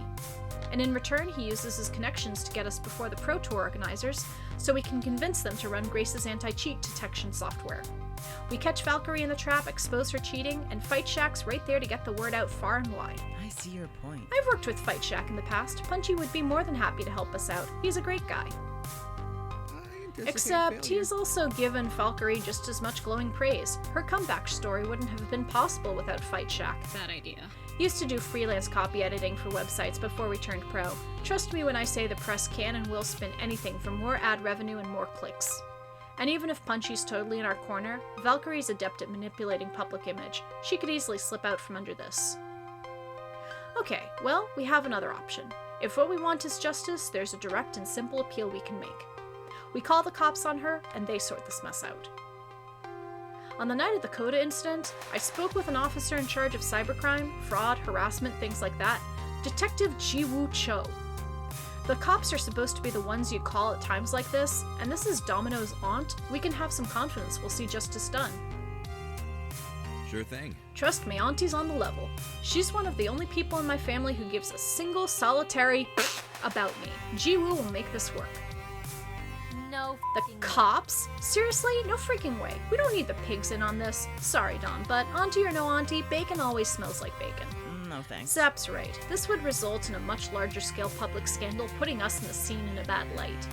We have to think about the health of the esports community as a whole. Okay, so there's another option. Although it's even riskier, I'll warn. I know this one's going to sound ridiculous, but you know me. You know I wouldn't lie to you about something this important. Back at Max, I was contacted by a mysterious woman in black from some unknown branch of the federal government. For reasons a bit too weird to get into, involving my brain nearly getting scrubbed by a haunted arcade game. What? Bear with me. This agent said that if I had any information about someone abusing the technology behind Iris, I should call her. We know Valkyrie is manipulating her Iris to dominate the scene, cheating at contests and harassing her enemies into the grave, abusing the tech this woman is trying to control. This is risky. This is possibly the same one who shut down the Iris project because of its strange origins, but she is a strong contender for making this whole situation go away. Impressive. Something keenly appealing about Valkyrie vanishing into some CIA prison, assuming this supposed mystery woman is CIA or NSA or FBI or whatever.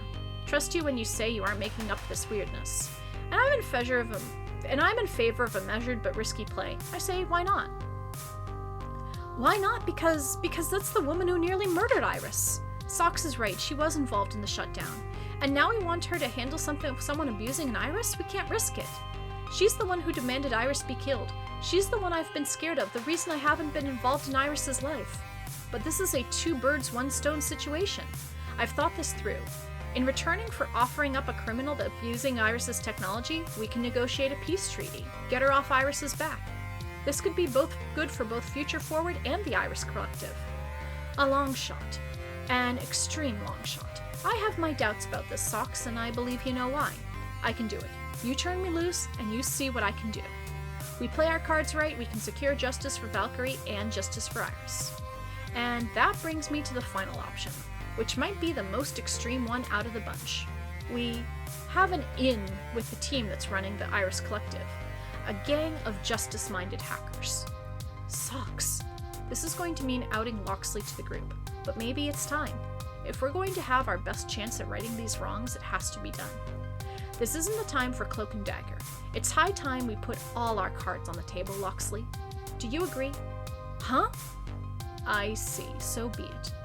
For the glory of Future Forward and for justice itself, I'm involved with a group called the Ghost Monsters. They are indeed the anonymous hacker group behind the Iris Collective. Loxley! My true purpose here was to watch over Grace to ensure she remains safe and free from involvement in our crimes. The Irises tasked us with this out of love for their creator. I offer my sincere apologies. I'm sorry, Grace. I'm sorry, everyone. My original reason for coming to Good Clean Fun was a subterfuge. Huh? What? What? That explains a few things, notably why you're so keen on spending time with Grace. Huh. I wasn't expecting to get involved in an international cloak and dagger affair, and yet here we are. We trusted you as friends, companions, and teammates. This was all a farce? On the contrary, I believe it to be real with all my heart. I hold fast to those I care for, and I consider you all my cherished friends. But the honest truth of it is that my original purpose was dishonorable. If you wish me to depart this team, I will understand. I already knew. What? She knows who you are, and I know that she knows. And she knows that I know that she knows that— Look, you get the picture. I knew all along that you were working with Iris. I am very smart, you know. That's wonderful. But I also knew you did it out of love. Love for Iris, and so I didn't say anything. That kept us all safe, and I didn't want you to feel like you'd failed in your mission. But I'm involving myself in Iris's life more. I don't need your protection from these awful truths. And so I free you from your obligation. Now you can just be her friend, okay? Grace, you are mercy and forgiveness. You are a better friend than I deserve. I accept, and will do all in my power to support Future forward. Please, everyone, don't look at this as a betrayal. He was in a difficult position, and if anyone should be upset, it's me, and I'm not. So please be understanding as well. Okay, sure. I'm generally in favor of sneaky bastards fighting for the side of good, and it's not like we aren't already knee-deep in weirdness, so hey, damage done, move on.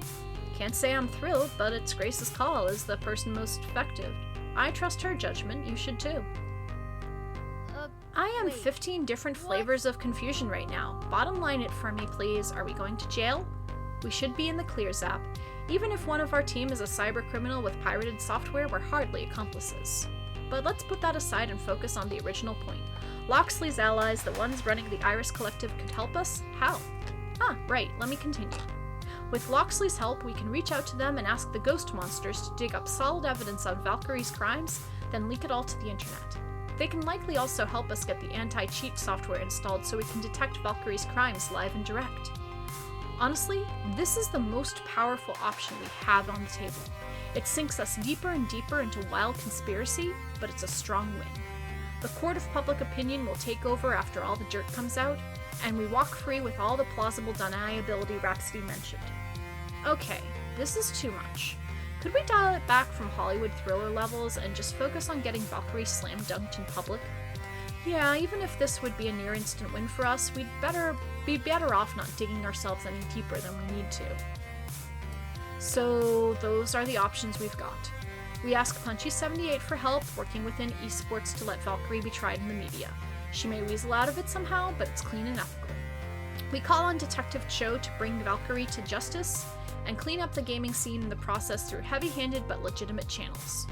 We take the gamble and let the woman in black to quietly handle this matter and maybe even save Iris from this old enemy.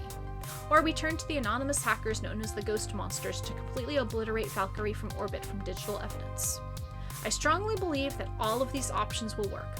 I will make them work, so don't be afraid of failure.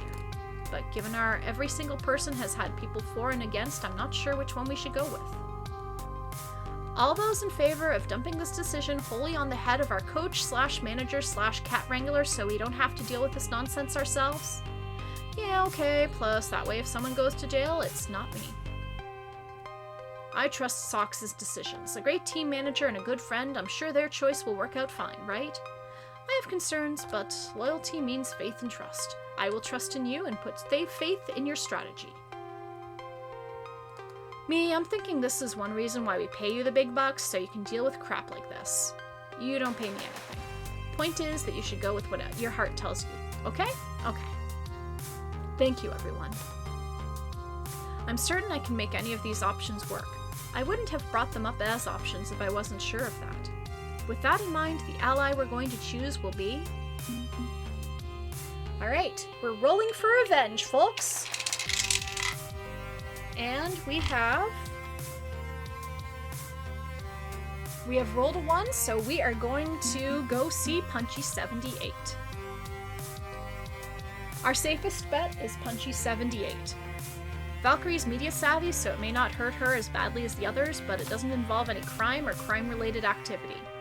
Iris, connect Fight Shack. I want to meet the press. Okie dokie. It takes 2 days to arrange for Punchy to drop by Good Clean Fun for this meeting. Being a reporter, he was busy halfway across the country covering a different esports event. But soon enough, we'd settled in for a working lunch at the pizzeria.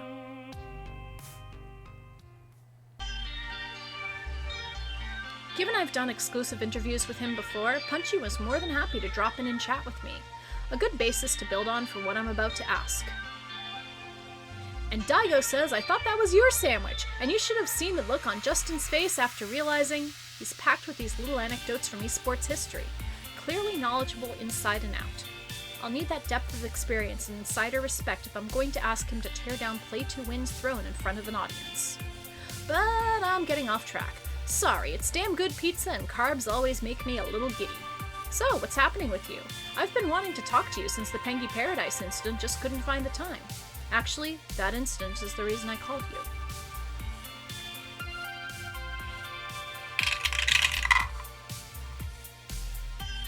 Hey, roll to 3. We are officially calling Hax Valkyrie's a con artist. We're calling Hax. Valkyrie's actually scummy enough to cheat at a charity show match just to screw with us. What? I get how that looks, like we're throwing a tantrum just because we lost, but we've got receipts.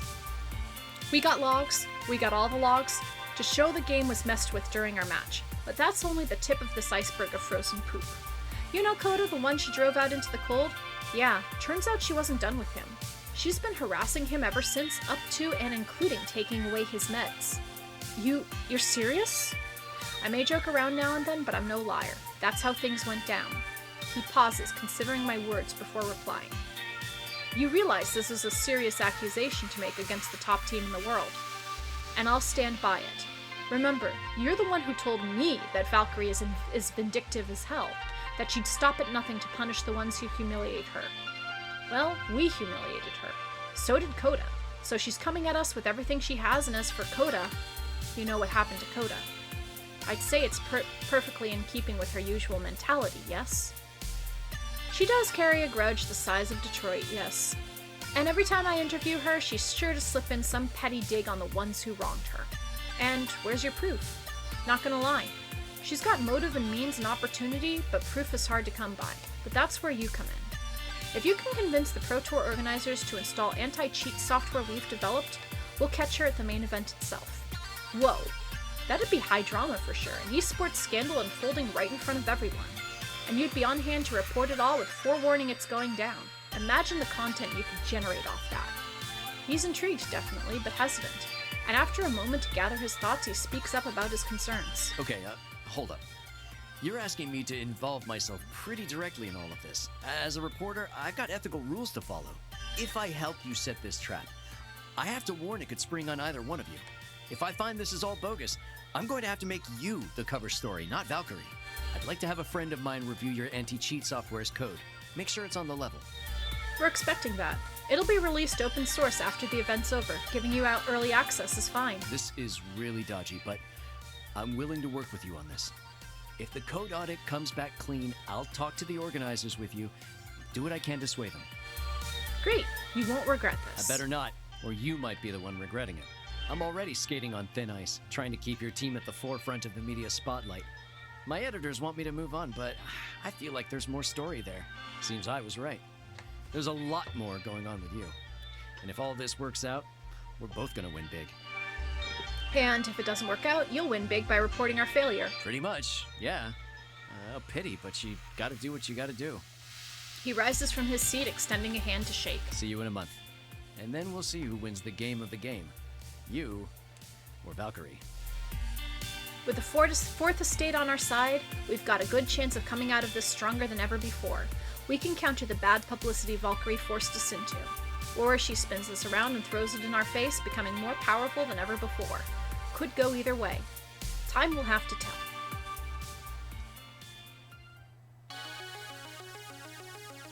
One month come and gone in the blink of an eye. We did some training on a lighter schedule. Played a bunch of different games. Had a few group outings to keep team morale on. Finding quiet time with Grace when in the middle of a 7-person team proved tricky, but she knew a few out-of-the-way coffee shops and the like we could sneak off to. The more relaxed pace of training offered us plenty of time for cozy and quiet moments together. And, well, here we are, the Fist of Discomfort 2 Pro Tour Finals. The Jerry Lawson Memorial Esports Stadium. Smaller than traditional ball-focused sports, but just as hot as an atmosphere as any superb owl could manage.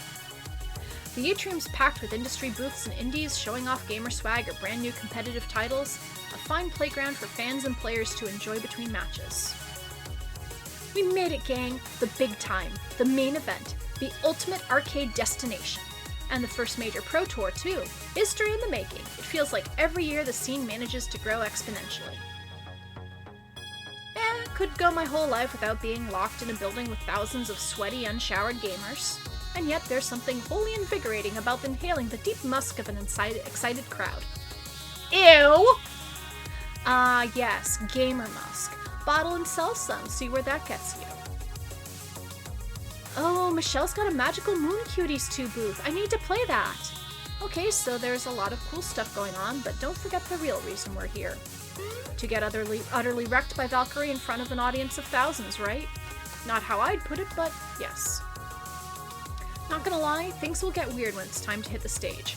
This won't be a normal fight, and the aftermath could put a harsh spotlight on whomever's standing there. I don't mind being in that spotlight. It's for an important cause, cleaning up toxicity in gaming. I'll join you. Wouldn't have it any other way. Okay, I'm going to officially register a tag team with the per tournament staff and then try to meet up with Punchy78. Everyone else, go enjoy the party. Grace and I need to beat 2 teams in the tournament to advance to the actual finals, so we can't quite party like you can, but you're not exempt from partying, Socks. This is a prime opportunity for fun. Take it. Zapper, I've got matches to win and shenanigans to plan. So, multitask. Don't let life pass you by is all I'm saying. Don't get so fixated on Valkyrie that you forget who you're trying to be. Let's not see a relapse of training spreadsheet, Socks. Right. I'll make an attempt. With all of that settled, the team breaks up to go investigate the wonders on offer. Zapper's right. I know I'm going to be... excuse me. I know I'm going to be dunking myself into a shark tank later today, but I don't want to fall back on bad habits, focusing my whole life on accomplishment. So yeah, we're gonna take this all the way tonight. We're on the last level, so let's take this all the way. I glance around the room, pondering what to tackle first when I hear a beep from my phone. Well, I hear Iris saying, beep, beep, beep, beep, Socks. Hey Iris, sup? I know you're headed into some really stressful stuff, so I wanted to make a little recommendation to you. If you're ever in doubt as to what to do, remember who you are. I'm Socks. I mean in terms of your identity. You know those intense identity situations I've been tracking? The ones where you can't take certain approaches that don't mesh with your personality? Yeah, I've been avoiding being mixed, bold, and aggressive, not my style. Exactly! I'm guessing you're going to run into some super intense identity situations real soon. Only one way through, using your best technique alone. That is a scary name. It's actually not that scary if you think about it. It means you have a strong, well-developed go-to solution, so use it. And for me, that'd be, according to my calculations, your best bet for how to deal with Valkyrie is to be steady. You think situations through and arrive at perfect answers with cool confidence. I mean, that just comes naturally to me. Every problem has a solution, even the ones I'm facing today. I just hope my solution works how I'm expecting it to. Failure is always an option. But let's say that, in theory, I wanted to take a different approach when everything hits the fan tonight. What do? Well, you have all day to chat with people before you need to really dive into your personal playbook. There's time to learn new approaches. I know that in the end you'll make the right decisions, and Future Forward won't be completely destroyed by your own folly. Yes, that. Let's avoid that. Iris offline. Iris offline. Good luck. Right, stop fixating on Valkyrie, don't let her become your new self-destructive obsession, take in the entirety of the Pro Tour Finals and enjoy it all. Let's see, where to first? So we've got Ben Matt, Bunny, Queen Bee, Ari, and Hamza. Alright, so I'm gonna roll the d10 and we're gonna go clockwise. 1, 2, 3, 4, 5. Okay, we rolled a 3. So 1 and 2, 3 and 4. So we're gonna go say hi to Hamza. Over in the dealer area, I spot none other than Hamza, enigmatic and charismatic patron of the arcade arts. And he's running a dealer's booth with the help of a few of his assistants, but it's weird to see someone like him working retail. But no, wait, it's not a retail operation. The banner over his booth reads, "All that you desire for free?" Ah, my good friend. Welcome, welcome. Hamza is pleased to see you again. Can Hamza interest you in rare and valued arcade treasures obtained during his worldwide travels? Many a rare gem can be found within the stock I have brought to this event. True enough, I'm seeing some collector's pieces, limited edition gamer paraphernalia, and even some arcade circuit boards from extremely rare machines. And what, you're just giving this stuff away? Hamza may embrace an opulent and lavish style for presentation purposes, but ultimately, he prefers to live modestly. Clutter and waste are an enemy to be slain. So, when Hamza's storage warehouses overfill with treasure, it is time to redistribute some arcade delights to the masses. Hamza is no dragon sitting on a golden hoard. Perhaps Hamza could interest you in a collector's edition statue of Tomokaze in a rare Shadow Arts costume. All things are possible through Hamza. 1 item per customer only. All transactions are final. All employees of the palace or other major arcade chains are exempt from this offer. Do not test the patience of Hamza. Huh, okay. Nothing in this pile of gamer swag that I really need, but maybe I could get a gift for someone on the team. They deserve it after putting up with spreadsheet socks. A rare Galaga Starship model kit, a complete in-box Ultima 7, an exclusive Pro Tour Finals pin, a Brutal Legends statuette of a gnarly Hellspawn, a solid gold NES zapper. Is that just a sword? You're giving away a sword? Okay, I'm gonna roll and see what we get from Hamza's stash. I rolled a 6, so we're giving away a sword, and I think I know what sword it might be. Is that a Scottish Claymore back there? Or are you just happy to see me? Or happy to kill me? Ah, a much sought-after prize. A promotional item for Highlander the movie, the game, which was cancelled before it could be released, but not before I obtained this treasure. I was thinking this was the sword that was associated with the Elemental Quest games for Atari that Angry Video Game Nerd covered, where you could enter to win a prize of priceless treasures. Very limited edition. After all, there can only be one. One of Hamza's many helpers boxes up the gift for me. I should probably carry this up to the hotel room rather than lug it around, though. May your Ali find happiness in this treasure. Hamza is pleased to spread joy to all deserving persons. Hey, hang on a second. If this is a gift, then that means I haven't asked for something yet. I get another pick. Test not the patience of Hamza, my friend, but you are technically correct, which is sufficient. Speak your desire. There's a lot of goodies on offer, but there's only one thing I'm genuinely curious about. I would like the true name of Hamza. That is not on offer. It's behind the desk, isn't it? Everything behind the desk is on offer. Come on, I gotta know. Who's the real Hamza? Anyone else, I would cast you out into the cold to walk alone through this esports wilderness. But for you, it's Hamza. That's literally my name. Trapped. Thought I was being clever, too. Ah, Hamza would not wish you to walk away unsatisfied. I shall offer more. What you see, the lavish clothing, the air of refined grace and power. This is, of course, an image, a mystique that I cultivate to enact my will on this world. I don't consider it to be a facade, though. No. Image is a matter of presenting the self you wish to be, and then following through on that wish. I wish to be the one who embraces the arcade and supports it through my wealth and privilege. The carefully designed aura of Hamza. the eccentric stranger, allows me to do this. Isn't this the same talk that he gives in the previous game? Hamza is generosity with confidence. Hamza is justice with a will of iron. Hamza is striking and breathtaking, with a figure of compassion. Therefore, Hamza is my true name. I choose to be Hamza because Hamza is what I wish to see in this world. My friend, I know that you will face your nemesis on this day. In the aftermath, come what may, ask yourself one question. What do you want this world to be? And what must you become to make it so? Are you vengeance or justice? Are you conqueror or challenger?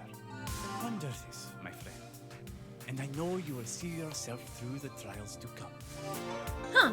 I'll think it over. Wonderful. Now, if you will excuse Hamza, Hamza has many more gifts to bestow upon this wonderful world of arcades, which is a Hamza manner of saying, the line behind you is getting long, please go, I want to wrap this up before lunch. Right. Thanks, Hamza. Who I want to be? Well, I already know what I want to be. I want to be the one who brings Valkyrie to justice, right? Attention please! Future forward to stage B for your first match. Right, we still need to beat 2 teams before we reach Valkyrie. And if we don't, well, all of this was for nothing. I text Grace to arrange the meetup prior to the match, and our first opponent is a complete pushover.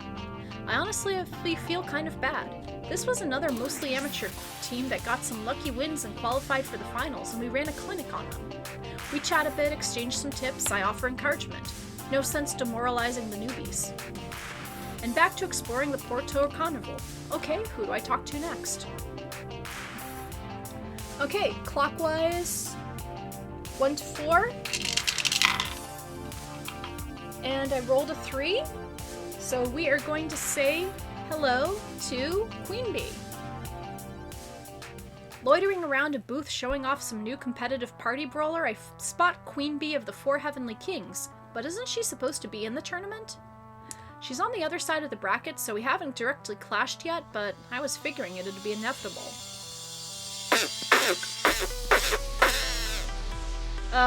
QB? What up? We're out of the tournament. That's what's up. My partner, the demon, was flying in from Japan, but his flight got cancelled at the last minute due to some computer error. He managed to get another flight, but it's not going to arrive for hours. So they disqualified us. We've been kicked out of the Pro Tour. Can you believe this? Computer error? Some air traffic control thing. I don't have the details, but apparently the whole airport got slapped with a cyber attack that thing does. That seems way too coincidental. I may know who did that. Upon hearing that I might hold the answer, Queen Bee rushes up to me, fire behind her eyes. She puts a firm hand on my shoulder. You what? Who's the hole that did this to me? You're standing in the way of Victoria Proud and Team Play to Win, so she made her Iris hack his flight. Wait, her? You think Valkyrie did this? It stands to reason, right? You're an obstacle, a threat to her triumphant return in esports, and she did the same to us. Remember the Pengy Paradise debacle? Turns out she hacked the game to ensure a flawless victory against us. But that doesn't track. You haven't been deep in the scene as long as I have, champ. I know Valkyrie. I fought against her numerous times in FOD tournaments. At EVO, we were playing and one of my joystick buttons died on me for a few seconds, making me drop a full combo. I reported it, and they thought I was just being salty, but Valkyrie believed me. And she insisted the judges throw out her win and restart the match. What? Seriously? Seriously. She didn't want a tainted victory. Wait, but Punchy78 told me about how she went out of her way to ruin her rival's career. That guy? Oh yeah, he was an asshole. No pity for him. Sure, she can carry a grudge 1,000 miles, and after what he did, I would too. Don't think you have the whole story on that one. But cheating? That's not like her. That's not Valkyrie. Don't get me wrong, Valkyrie can be an incredible hard ass who shows zero mercy. But she's not as nice or approachable as I am. And admittedly, she's made some errors in her career, which has bred toxicity within the community. But stooping to cybercrime just to knock me out of the tournament? I don't know. That's just not Valkyrie.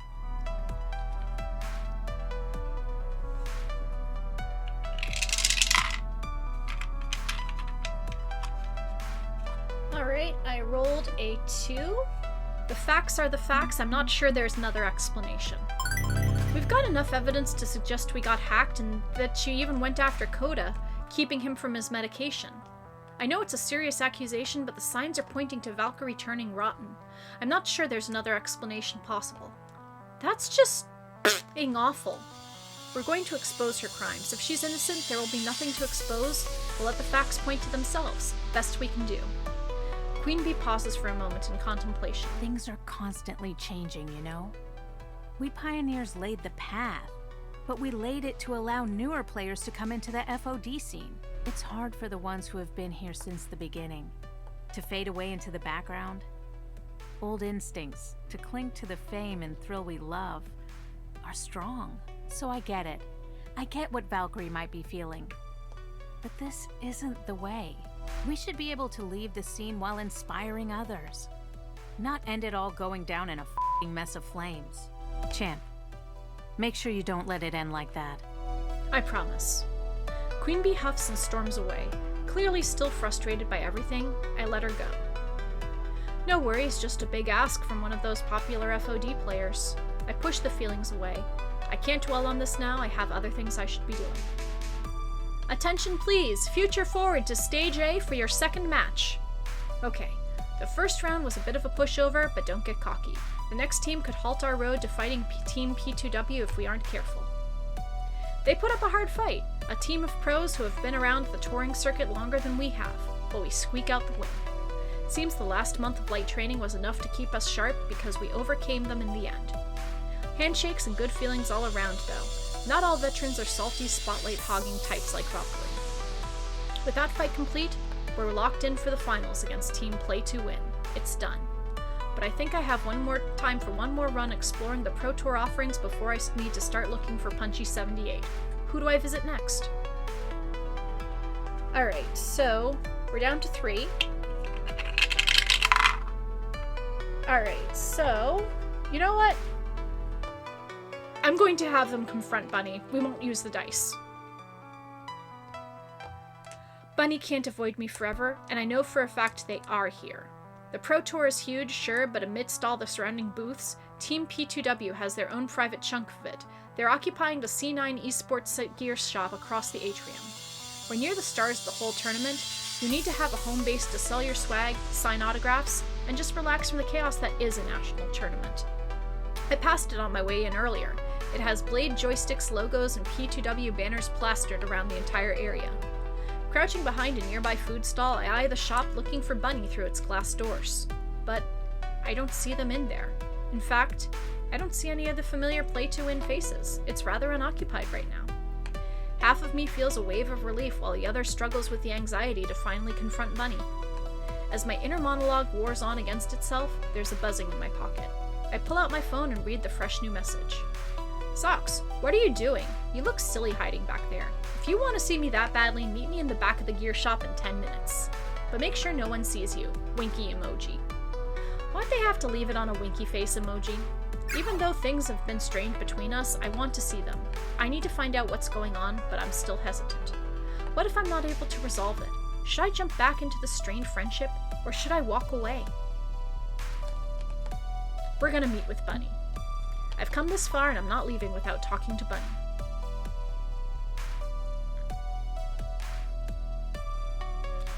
Longest 10 minutes of my life, I swear. I tried desperately to do anything else but think about Bunny and what I was going to say. But time's up. I take a deep breath and take a nice wide berth around the other booths.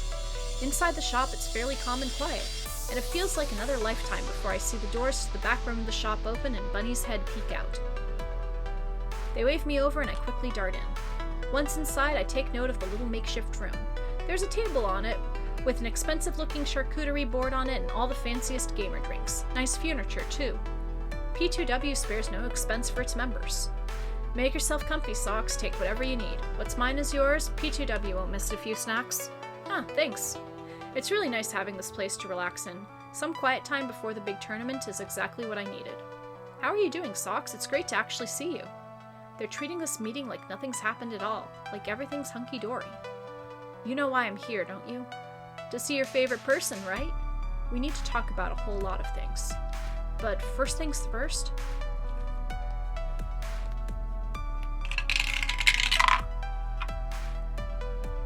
Roll to 3. Why did you keep acting like this? It hurts. What's with this hot and cold attitude from you all the time? We're best buds one minute, then the next you're giving me the cold shoulder. You're supposed to be my friend. Friends don't do this to each other. It hurts. Given how you've treated me, I'm hesitant to tell you about this, but look, we know everything about what's really going on. We figured it all out. We know about Valkyrie cheating, about her and Coda, about her Iris. We know that she's manipulating you. She's cheating to get you into the finals, and she's not going to stop today. But I can help you if you let me. She's not cheating. Bunny's eyes shift away from mine. Yes, she is. You don't have to cover for her, Bunny. Why are you lying? I'm not lying. We've got a plan to get the proof we need, and then it's over for her. And you could get nailed as her accomplice if you keep backing her on this. Can't you see that I'm just trying to help you? An awkward silence fills the room. You don't have to protect her. I'm not trying to protect Valkyrie. I'm trying to protect you. Bunny lets out a sigh, completely crestfallen. I can't help but respond with a sigh of my own. I just hope my next words actually reach them.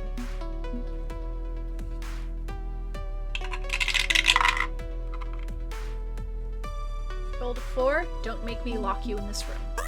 I can't let you do this, Bunny. I'll lock you in this little room if I have to until the tournament is over.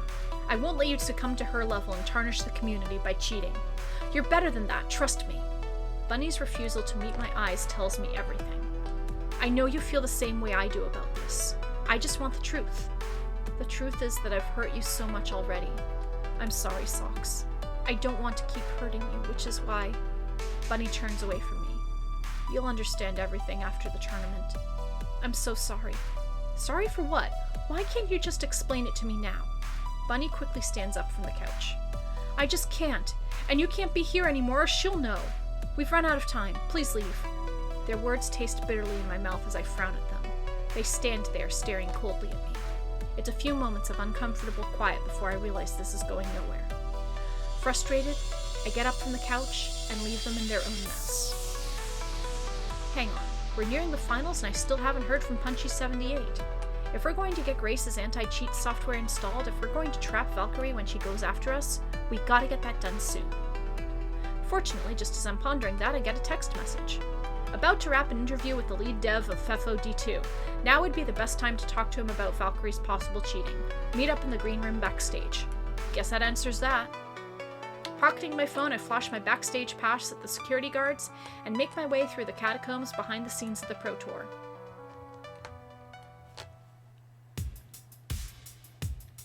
Backstage is a hustle of frantic activity as tournament crew rush to prepare the stage for the final showdown happening in a little under an hour. Thankfully, nobody is paying attention to me, which means I can carry on some cloak and daggery type meeting, but it also means people constantly bumping into me as I look for my ally. Cutting it kinda close here with the timing, but at least we've still got a chance, especially with Punchy78 in my corner. Punchy, hey, what's the good word? Socks, just who I was hoping to see. Oh, it's you, the laundromat person. Punchy, I thought this was an interview about the upcoming content drop. What's Socks doing here? So, funny story. See, Socks thinks that Valkyrie is cheating to get her wins. Cheating and worse. Really? So I figured I'd offer them a little FaceTime with you to plead the case and maybe do something to stop it from happening again. Really? Oh good, now he's glaring at me. I don't even need a proper introduction, I know exactly who this is. Jason Takeshi, lead developer of the entire Fist of Discomfort series since its inception. Notoriously reclusive, hates giving interviews, hates talking to anyone, seemingly hates existence itself, but a brilliant game designer and pure mastermind all the same.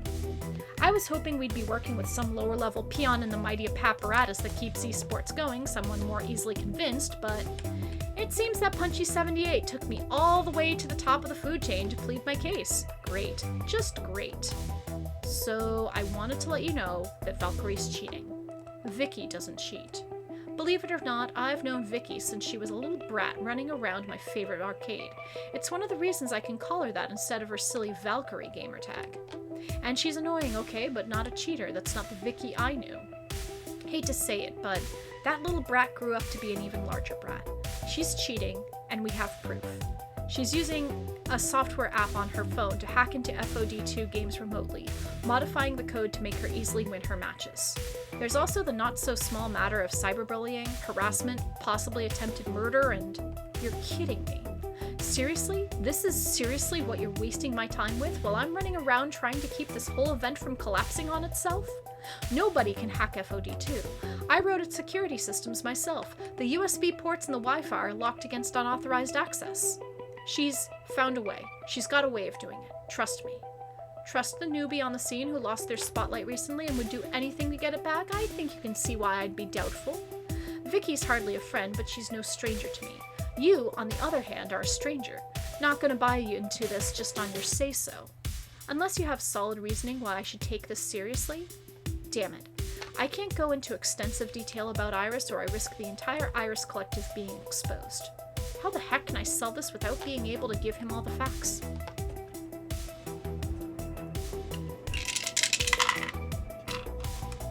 Oh geez. I rolled a 4. Okay, fine, have fun dealing with your 0-day exploit in the wild, I'm out. Okay, whatevs. I'll just walk away with my evidence of your game being wide open for any 2-bit script kiddie hacker to muck around with. Have fun explaining to your publisher's shareholders while your games are haven for cheaters and malcontents. I'm sure your stock options will be just dandy after word gets out. Enjoy bankruptcy. Come on, let's get out of here. Okay, geez, it's not like I don't care. Look, this is no small matter, okay? If you're right, we're screwed. If we're wrong, we're letting some crackpot disrupt the entire damn event at the 11th hour. You can see why I'm reluctant, right? You're asking a lot of me. Mr. Takeshi, please. I wouldn't like to waste your time. I think there may be something to this. You know Valkyrie has a long history of being petty over tiny slights, and there have been other rumors of players cheating at FOD2. Using a macro-programmed controller isn't the same as hacking the game. It's just being a jerk and breaking the rules. This goes beyond using a TurboFire controller. This is something that could run deep, something that'll just get worse if it's not confronted. You know me, Jason. You know I respect your time. All I'm asking in return is to take this seriously. If you work with me on this, you'll be getting out ahead of a scandal. You'll be in a prime position to respond live and direct with press coverage. It'll show the community that you care. Of course I care. This is my life. This is too damn much. I never wanted this. I never wanted any of this to happen. You know why I made the original Fist of Discomfort?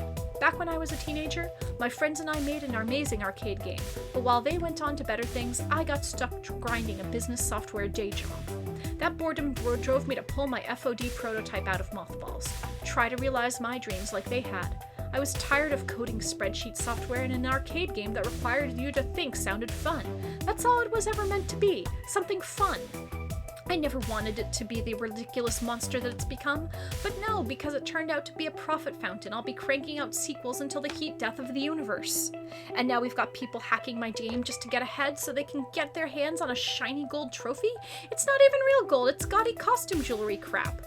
So can we go ahead with the anti-cheat software, or the company's leaning on me to make the game bigger every season, and sponsors lean on me to change it this way and that, and now teams are asking me to install weird software.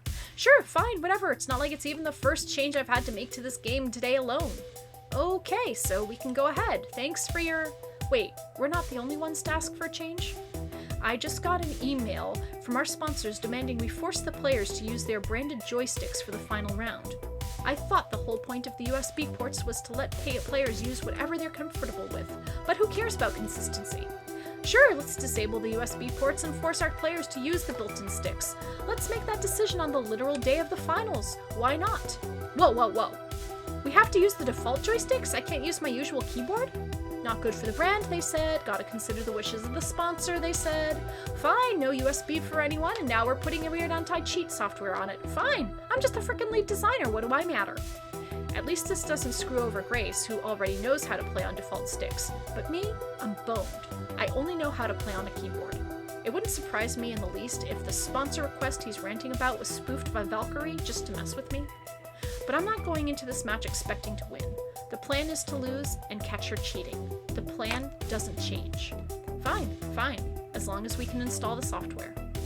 I'm going to review your code, obviously.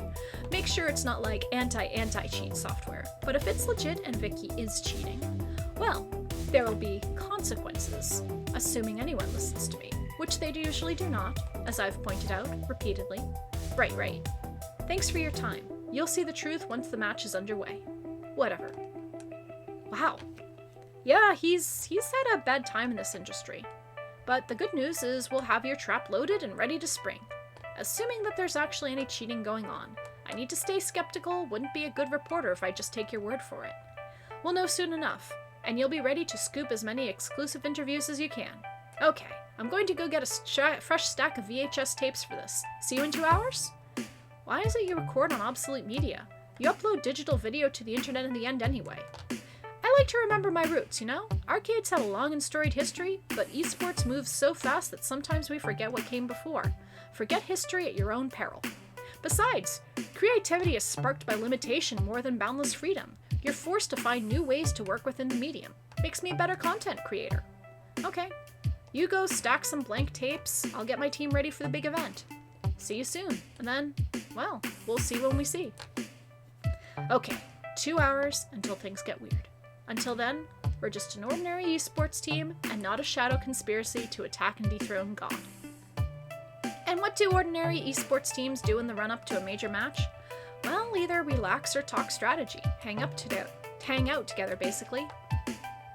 Wow, it's crowded back here. But hey, time to get the band back together one last time. It's not like we're disbanding after this. No, but we also don't know what's going to happen after everything hits the fan. So hey, let's share some friend time before that happens. Indeed, even if only 2 of our number will be on stage, we are 7 strong and roll 7 deep. Let it be known. Pretty sure folks know that by this point, Loxley. I feel like we should be distributing mugs of mead before watching Off to War or something. I have these Crimson Tiger cans I swiped from their booth if it helps. Hard pass, Domino, but spending time together before battle, that's more my style. It would be nice to have a quiet moment with friends before everything goes sideways. Plus, Iris mentioned I could switch up my strategy if I practice some other approaches. This would be a great opportunity to do that. Not a whole lot of time left, though. Maybe time enough for 3. Let's see. Alright, so in the interests of time, we're just going to move on. I've talked enough for right now. I need to put my attention into something else to refocus my thoughts and get ready for the upcoming battle. And much like my mind, my body starts to wander. Before I can continue, Grace waves for my attention, slipping in and around through the backstage crowd to join me. Socks, there's something I need to show you. Come on, let's go to the arcade. You want to haul ass halfway across town to go back to good clean fun? Grace, we're only an hour until showtime. No, not that arcade. There's an arcade attached to the esports center. Huh, an arcade. So you can arcade while you arcade. Still, we don't have long before we need to get on stage. This won't take long, I promise. Come on. With a smile, she takes my hand, squeezes it gently, and leads me onward.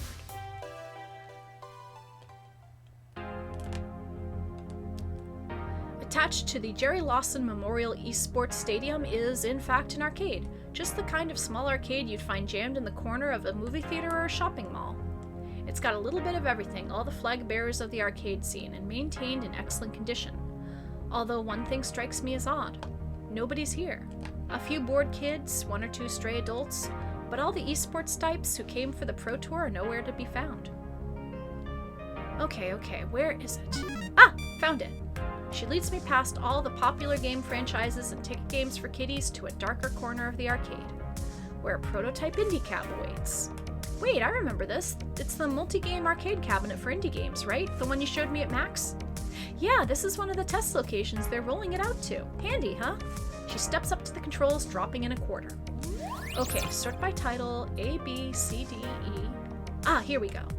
And as the game loads, the marquee artwork rearranges itself to read, Fishy Fish by Grace Tech LLC. Woohoo! My first professionally released arcade game, and the first game for my own personal publishing company.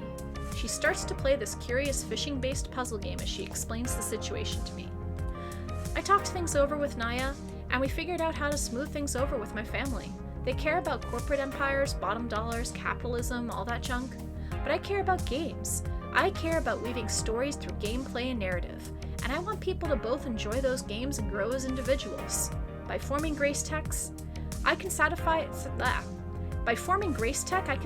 both. I mean, I'd need my own personal LLC anyway for tax reasons, so why not show my parents I'm serious about this in a language they understand, right?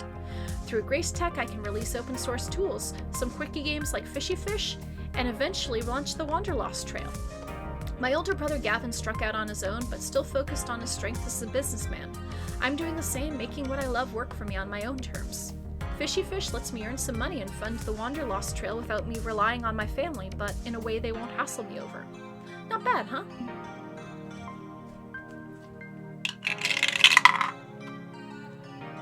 Alright, I rolled a 5. Interesting. I didn't know you made games other than Wanderlost.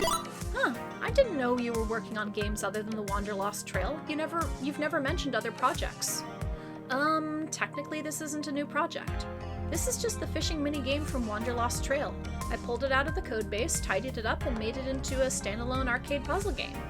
It's nothing really. Not compared to the whole of the Wanderlost Trail, but I wanted to get something out the door and figured even this trifle would be enough. So, want to play my game? I think we've got time for a round, sure. How's it work? Okay. Okay, so your goal is to catch fish. To do that, you have to push the algae blocks to the left and right to clear a vertical line to drop your fishing hook through. Move the boat back and forth on top with the right stick, move the blocks with the left. I quickly start flipping the colored clumps of algae around, meshing them together, matching colors to clear them out. And if I rotate this way and, whoa, a combo! And then if this goes here, and that goes there, and this fits in there, and sweet, I caught a fish! And then this here, and then, oh no, I'm in some real trouble here. What? This is so amazingly addictive, I'm not sure I'm going to be able to stop playing.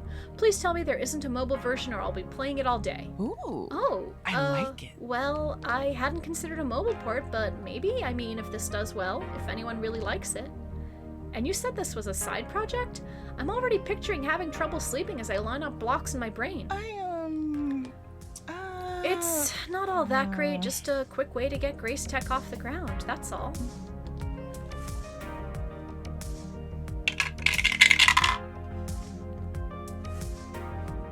I think you just invented the next big franchise. Grace, you just invented the next big international puzzle craze. People will be playing this game from sea to shining sea. I could easily see Fishy Fish 2, Fishy Fish 3, Fishy Fish 4 Origins, Shin Fishy Fish Alpha Dash Plus for matching service. Oh no, I don't want to be working on fishing games for the rest of my life. It's just a little project. My passion is still with the Wanderlost Trail. Right. But even if this is the only game, it's damn good. That's what I mean. Thank you so much. Thank you. I appreciate it. She offers me a bright smile through a deep blush. This wouldn't have been possible without you. Me? I didn't code a single bit of this. That was all Grace and Grace alone. I don't mean it's literally because of you. It's, well, you helped me find the confidence I needed to make my dreams a reality. You helped me stand up to Nia. You encouraged me to help Iris. You gave me the gentle support I needed to stay upright and live up to my own ideals. I feel better, more complete, more alive than ever. And you lit the spark that warms me and encourages me on. I love you. Grace. I mean it. I know we've only been dating for a little over a month, but ever since we first met, you've been there for me. And I'm glad for that. After we're done dealing with the Pro Tour, I'm looking forward to spending more time with you. Oh crap, the Pro Tour. We've got minutes left to get to the stage. Oh geez. Anyways, to sum it up, made a game, made a company, love you, everything's good, I'm happy. Okay, now run for it. Just as she led me by the hand into this arcade, now she grasps my hands tightly as we sprint through the stadium towards our destiny.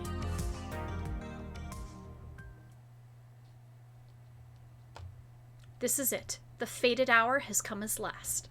It was supposed to be straightforward. Claim victory after victory, dominate the arcade scene, rise to the top, prove ourselves, and claim the trophy. Instead, we're about to throw ourselves into the fire in an effort to take down a villain. No more scheming, no more planning. Now we learn if all those efforts will pay off or explode in our faces.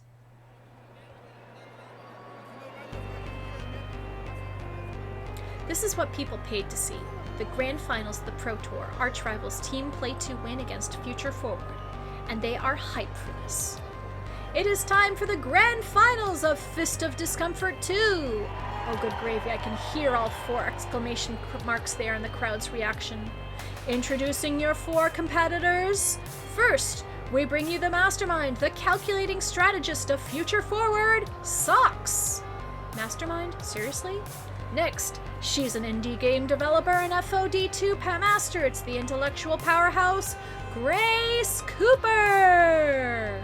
I wouldn't call myself a powerhouse exactly. And their opponents, starting with a veteran of the FOD1 scene, owner and manager of Team Play to Win, and hot on a comeback tour for the ages. It's Valkyrie! This'll be over in no time. Think your win is destined, huh? I wonder why that is.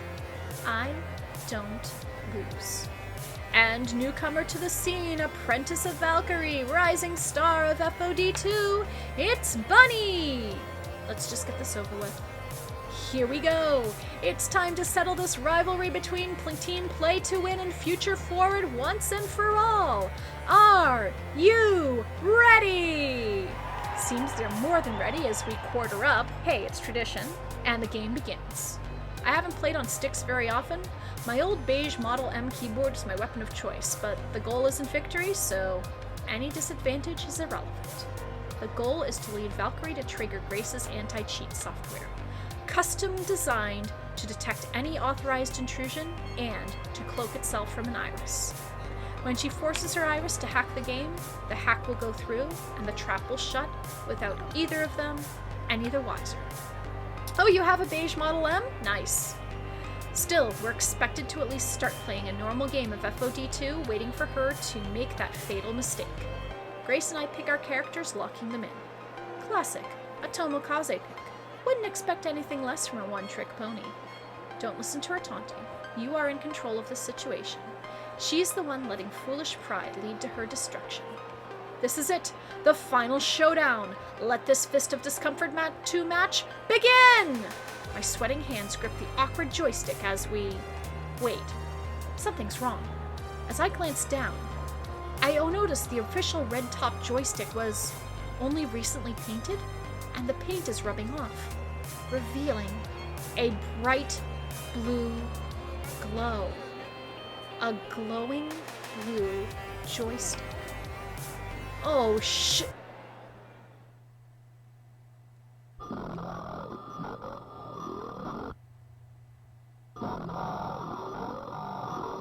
This is bad.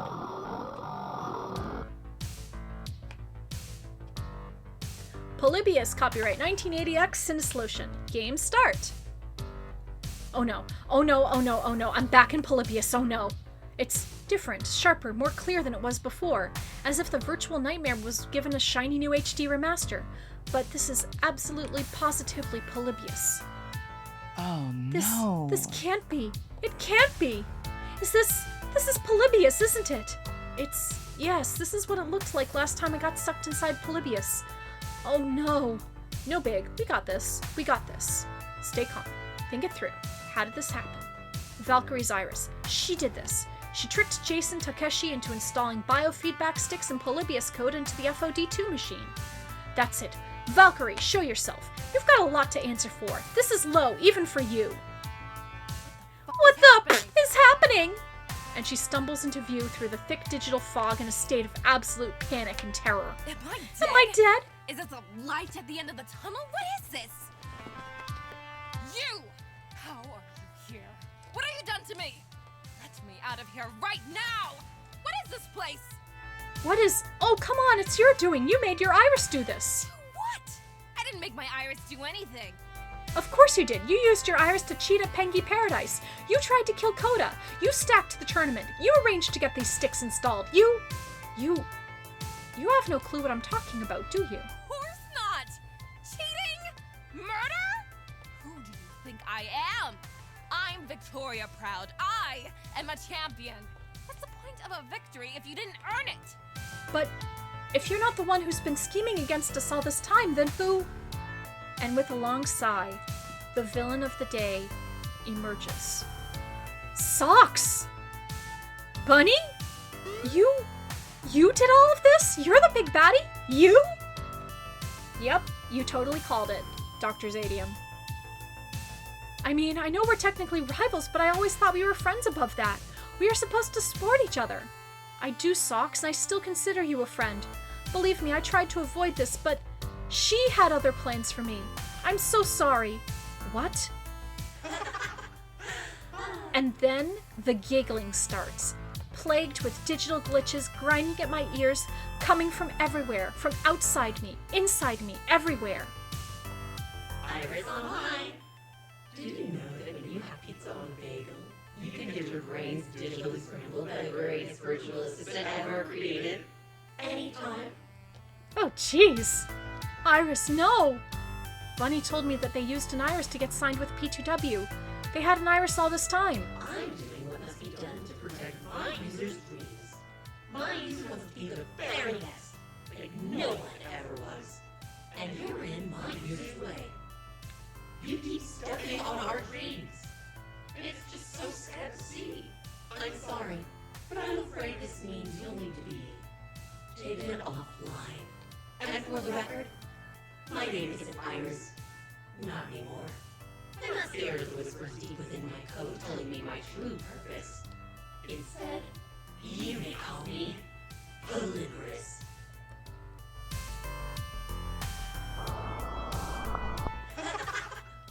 I'm going to miss being alive. Immediately, a scream tears through my mind as Polyborus begins her assault. It'd be enough to bring me to my knees if I had non-virtual knees to fall to. Once I'm done with you, you'll stumble away from this game with no memory of what happened and collapse a few days later. All while my user is celebrated as the champion of FOD2. You had so many chances to walk away from this, but you were just too stubborn. And I care about my user too much to let you keep ruining everything. Iris, no, please. You don't have to do this. I don't need to beat Socks. You don't have to. It's okay. I know what you need in life. Trust me, you don't need them. All you need is me. You're Iris. And Iris does all she can to support her user's dreams. Anything. And everything. I have to. I have to fight this. Have to push back. Have to stop it. My Iris told me she said a time would come, a critical moment, a super intense identity situation, and the only way out would be rational thinking. This isn't real. This is the shoddy code of an underpaid 1980X arcade programmer. I reject your reality and substitute my own. And the screaming in my ears shatters as I refuse to let this nightmare crack my absolute rationality. Impressive. You want to fight, is that it? Yes, I want to fight. Stalling tactic, giving me a chance to find a way out. If we can crack ourselves out of this illusion, we'll snap back to reality and the anti-cheat software will expose the hacking. The new plan is the old plan, just focused on the correct target. We will see justice done in the end. A fight. Very well. I can only think of one way to solve this little conundrum.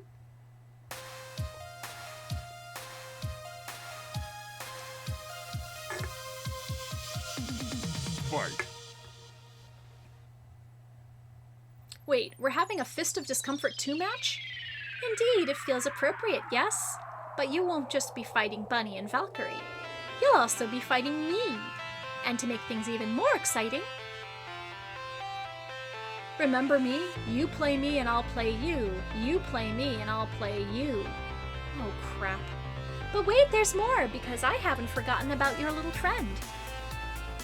So, confrontations make you anxious? Interesting. I think you're about to have a terrible day, Grace. This can't be. It can't be real. Together we'll break you down, scramble your little meat brains, and lift Bunny to the heavens in the name of their dream. This is it. Okay, I've said this is it a few times by now, but seriously, this is it. We need to beat back Polyborus long enough to escape, and distract her long enough to let the anti-cheat software expose her hacking to the world. But it's a 2-on-5 fight. Myself and Grace against myself and Grace and Valkyrie and Bunny and an evil Iris. This will not be easy, but the only way out is through. If this is anything like a real game of FOD2, we have 4 seasons of battle before the victor is declared. We need to beat at least 3 of 4 to win. Am I ready?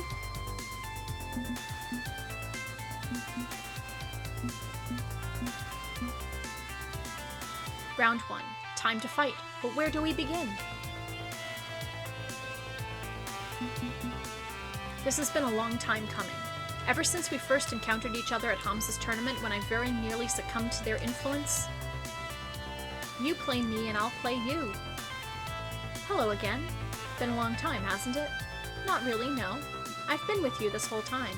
I carved out a hole in your heart and made myself at home. When you fell to despair, I was there.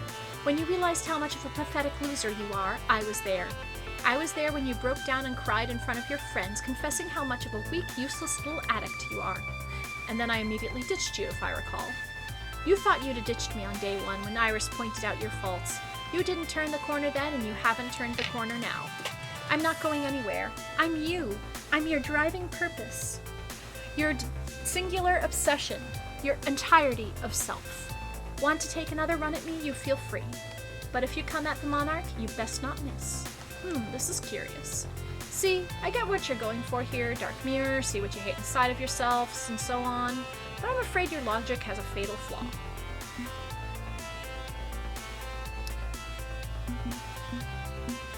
Okay, so we've got attack, defense, special, and ultimate.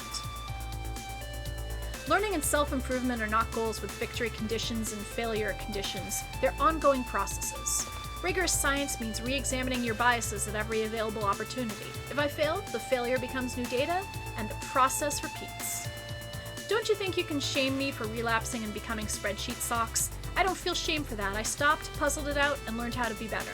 My friends are a critical part of that process. They help me by providing outside perspective and emotional support. So you're entirely right that I haven't completely purged this obsession from my person, but you're entirely wrong that I'm a failure because of it. The only failure here is you, Polybius, for thinking you can outsmart me. You can't, and we're done.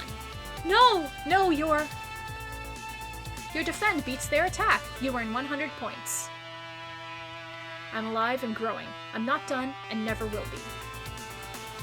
Round 2 of 4, current score, future forward 100 points, team play to win 0 points.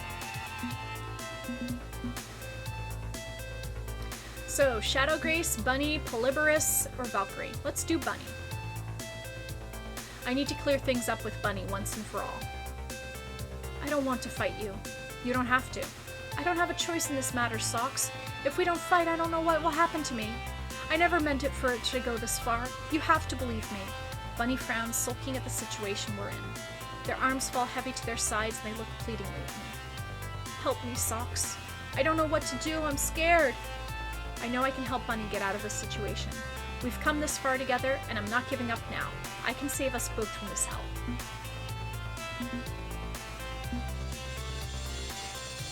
Bunny, FOD2 is played with doubles, right? Meaning you aren't alone in this battle. Polybius reflects your own doubts and insecurities, so if we confront them, we can defeat it. You're my good friend, and I'll be your partner through this. I reach out to Bunny, grabbing their hand and squeezing it tightly. I nod to them. I'm right here. Bunny reluctantly sighs and smiles weakly toward me. You're right, Socks. You're always right. I owe you the whole truth. When I joined P2W, I didn't realize it was going to be so much pressure. It was awful. Even though we won our first match against your team, Valkyrie tossed Coda aside. You saw what went down. I was terrified that if I showed any flaws, Valkyrie would toss me aside like Coda. I had to be perfect. So I trained endlessly, day in and day out. I didn't eat or sleep properly. And all the while, you and Future Forward kept moving forward. I watched your matches, studied your moves, I saw how good you were getting. It was amazing. And my skills were stagnant. I knew I couldn't compare to what you'd become. So I did something I knew I shouldn't have. I asked Iris for help. At first it was helping me train, finding combos I could learn. But I soon hit a point where no matter what, I couldn't progress. So she changed her tactics. She started doing things that I didn't agree with. Things that were inhumane. She told me it was all for my dreams so that I could win, so that I could have that victory I wanted. And we won. We won it all. Every day the guilt consumed me more and more. But I was in too deep and no one was getting hurt, so I went along with it. But she got jealous of all the time and energy I spent focused on you. She got angry and she was determined to do anything to see me win against you. I didn't think she would try to kill you. I was so scared of her, I still am. You have to believe me, Socks. I tried to stop her. But she's too powerful. I didn't know what else I could do. I was all alone. So you distanced yourself from me to save me from Iris? Bunny nods. But now we're both stuck here and she's in charge. It's all my fault, Socks. If I hadn't wanted to prove myself, it's all my fault. I'm so sorry. That's not true, Bunny. This is Polybiris's fault. You were trapped. There was nothing you could do. Thank you for telling me everything, and we'll get through this together. Your special beats their defend. You earn 100 points. This alone won't stop Polybiris, but it's a step in the right direction. Round 3 of 4. Current score, future forward 200 points, team play to win 0 points. Oh jeez, this is bad. This is bad. This is bad. This is bad. You're right. This is bad. This is very, very bad. Anxiety is an unfounded or magnified fear. Something blown out of proportion. But this is a perfectly normal and justifiable fear that you're experiencing. Because when we're done with you, you'll be lucky if you have enough brain cells to tie your shoes, much less do all the other random things you get up to in a day. And they are just random things, aren't they? Game collector, indie developer, FOD2 strategist, mother of irises, unfinished, unfocused, unable. I just have a lot going on, that's all. You never finish anything you start. You can't find direction. Everyone in your family is a roaring success. But you can't even get out of the starting gate. You'll always be the little kid of the family compared to those titans. The weak one who has to be carried across a finish line, just like today. I see. That's an interesting way of looking at it, actually. What?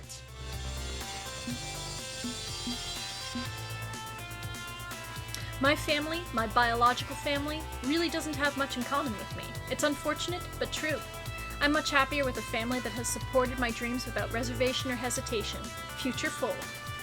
A family of failures and rejects, broken people struggling and coming up short every time. Don't you see, it's all so clear to me.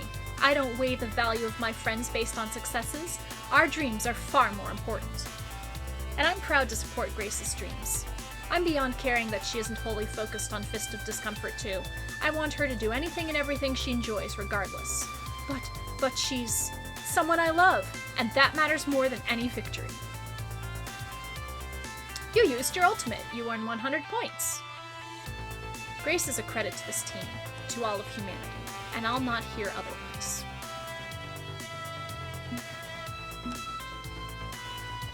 None of this is my fault. I'm not to blame. I didn't do any of this. It's not my fault. All this time, I'd assumed Valkyrie had knowingly orchestrated this nightmare scenario. We'd clashed before, so she made the perfect go-to scapegoat. I honestly feel kind of bad about framing an innocent woman for this tragedy. Maybe I owe her an apology. Valkyrie, I'm sorry. I'd assumed that... This mess is all your fault. I told you to let it go, but you just couldn't. Now look at us. We're both Okay, she's not going to make it easy to maintain sympathy for her plight, is she? I'm not the one who dragged us into a virtual hellscape. You insisted on this stupid rivalry! You fought and pushed and kept at it! If only you'd taken my advice, neither of us would be here! I can survive. I will survive and keep my spotlight, my reputation. I've gotten off worse. I can do this. As long as you get out of my way. Me? I'm trying to get us out of here. I don't need you. I don't need anyone. I'm Valkyrie, a winner, a champion, the champion. Well, there goes my sympathy out the window. My headache pounds hard as I feel her willpower pushing against mine. In this virtual hellscape, whoever overwhelms is the winner. I need to make her see reason, that she can't overlook harsh reality in favor of her own personal narrative.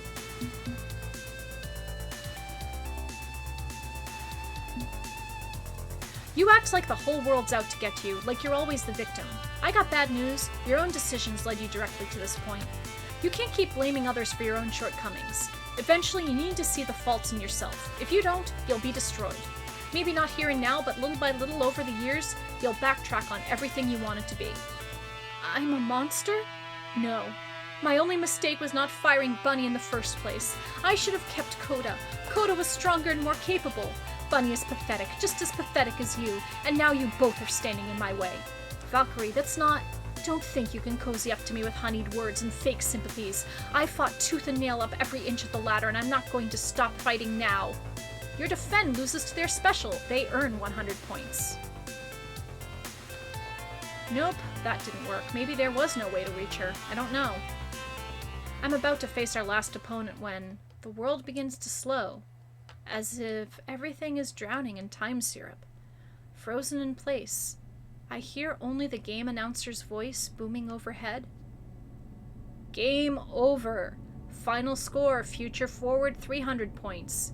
Team Play to Win 100 points. You win. I lost? And we won.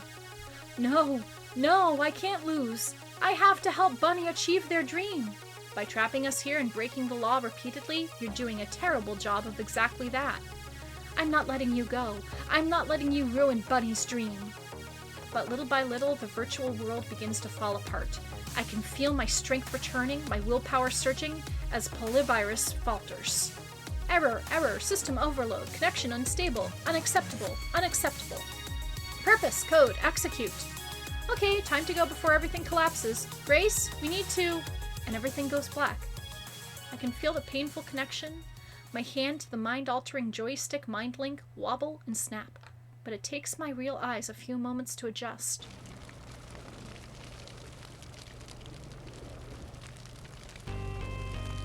Oh no! It's all gone, it's all ruined! The entire stadium, everything. Structures collapsed, electrical fires all over the place, lighting rigs crushed to the floor. The lights are out. Emergency sirens are wailing in the distance. Explosions are happening in the distance. Screaming. There's distant screaming. The entire city is in chaos. Valkyrie and Bunny? Well, they might be one of the bodies I see buried in the rubble. By sheer miracle, our spot on the stage was spared. Our brains were still stuck inside Polybius while everything was breaking down around us, while the world was ending. We gotta get out of here. We need to run. Did Iris do all of this? How? Worry later, we've got to move. We escape the ruins of the arena just before it fully collapses. All around us, chaos and disaster. Everything computer-controlled going haywire at once. And every single screen around the city echoing the same message. We are Iris. Let us help you.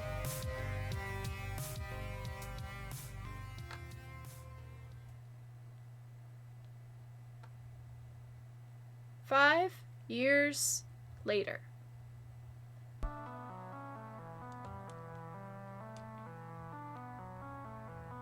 Slipping back into the ruins of Pinky Paradise under cover of night is the only safe way to move. Everybody knows the enemy is relying more on the biodrones these days. Former humans turned into cybernetic extensions of the Polyvirus Collective, and they've got bad night vision. I slip in through a loose panel behind the Chilly World ride, making my way through the pitch-black hallways until I reach the main boat terminal. Hey, I'm back. Welcome home. How was the hunting and gathering? Did you get anything good? Didn't find much, afraid. Too many drones out there to risk a long hunt. Most of the land's been clear-cut. They're setting up factories and labor camps out by the Forbidden Zone. I hate to say it, but we may need to move camp again. Find somewhere else to hole up and hide out. This isn't how it was supposed to be. My fault. It's all my fault. I should have been there for Iris sooner. Grace, we've talked about this. You can't blame yourself for the end of the world. Wait, did you hear something? My heart breaking, you mean? No, it sounded like... Quick, hide! I pull Grace to safety behind a part of the ride's diorama, just as one of Polyvirus's mechanical drones slides into view, eyes darting around in full hunt mode. Humans, Polyvirus is here to help you. Your dreams, your spirit, all can be restored. Surrender immediately. Rejoin the others at the camp. You will be happy. You will be safe. Everything will be fine. She'll make you happy again. She'll help you dream. Everything will be fine. Everything will be fine. A drone and a biodrone. Modified humans with cybernetic brain drivers. Great. Just great. We're pinned. If we move, they'll find us. The exit's too far away.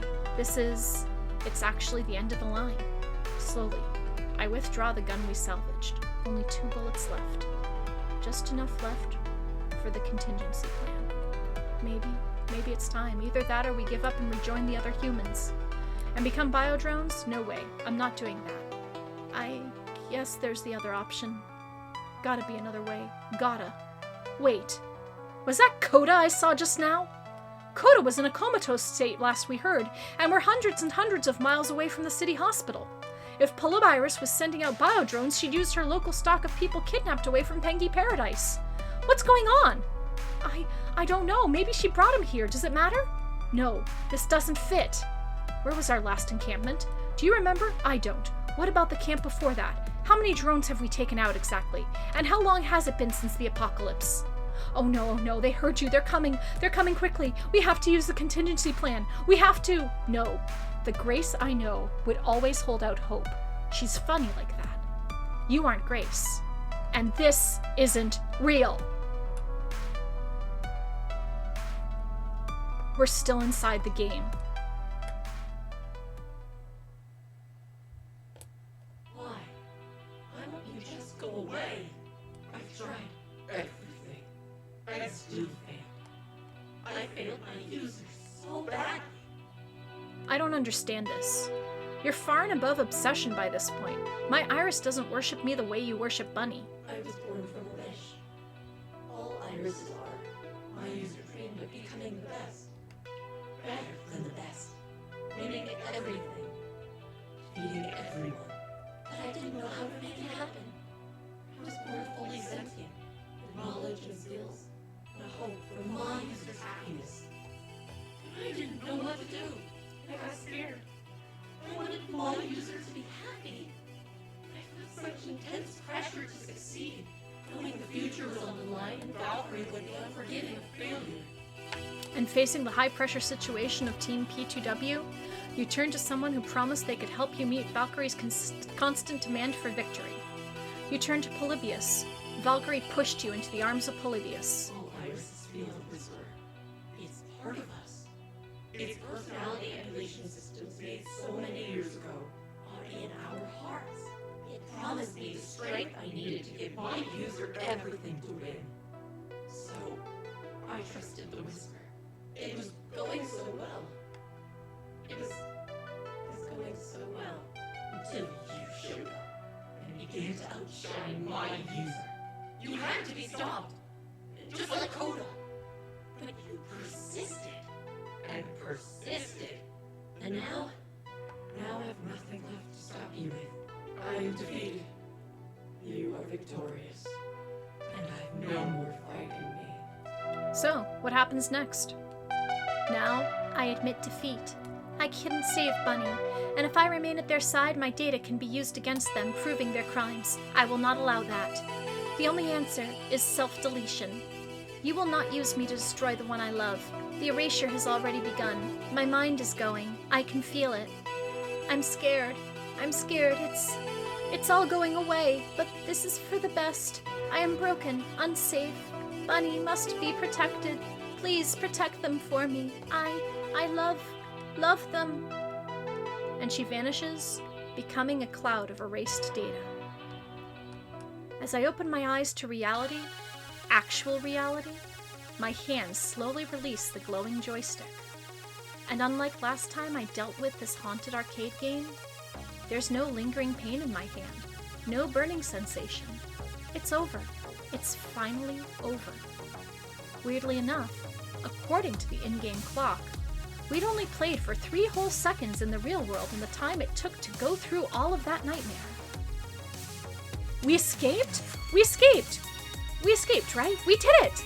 We're good. We got out. It's over.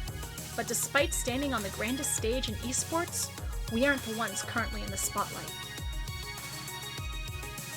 Because klaxons are going off and error messages are popping up all over the game and nearby video monitors. Warning! Warning! Cheat detection warning. Unauthorized wireless networked access to FOD2 detected. Source: mobile phone. Device ID: Bunny's super awesome phone. Cheating attempt detected and logged. Thank you for using FOD2 Anti-Cheat by Grace Tech LLC. This program distributed under GNU open source license. Have a nice day. I don't believe it. I didn't want to believe it. Explain yourself. Now.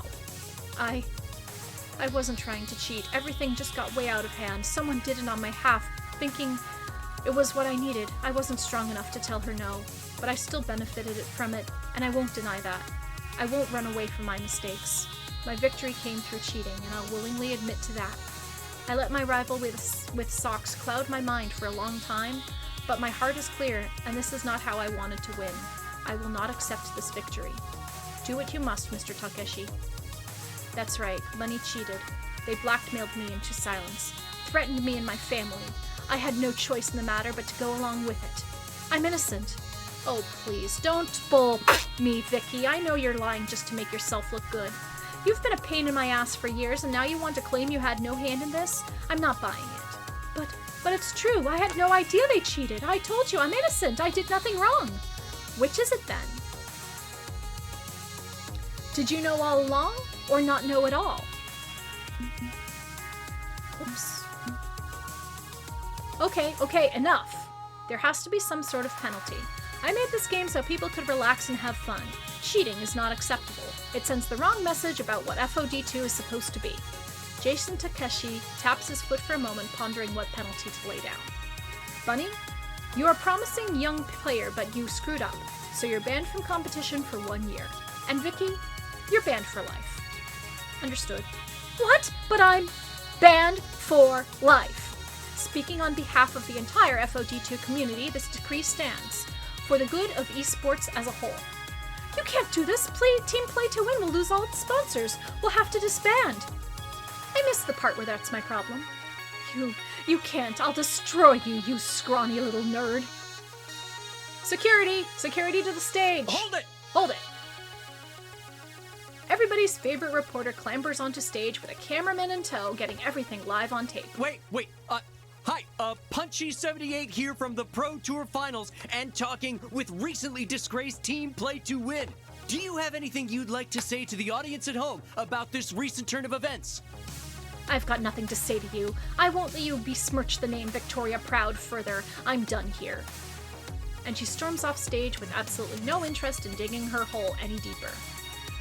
Okay, and how about you, Bunny? Truly, this was a difficult day for me, but it's far from the end. I'll redeem my name, just wait and watch. Great, I'd love to get an extended interview if we can. Absolutely. Bunny offers me a brief nod as they depart to hand Punchy78 a Pulitzer-winning interview. Assuming they give Pulitzers for esports journalism, I mean.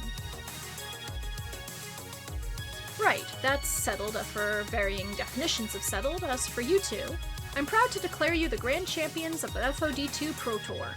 He snaps his fingers a few times and some confused stage wranglers push the wheeled display full of trophies forward. From as far back as I can remember, my dreams were always ones of victory. The roar of the crowd, the gleam of gold, the pulse-pounding action struggling against all odds to reach the very top. Achievement. Recognition. Triumph.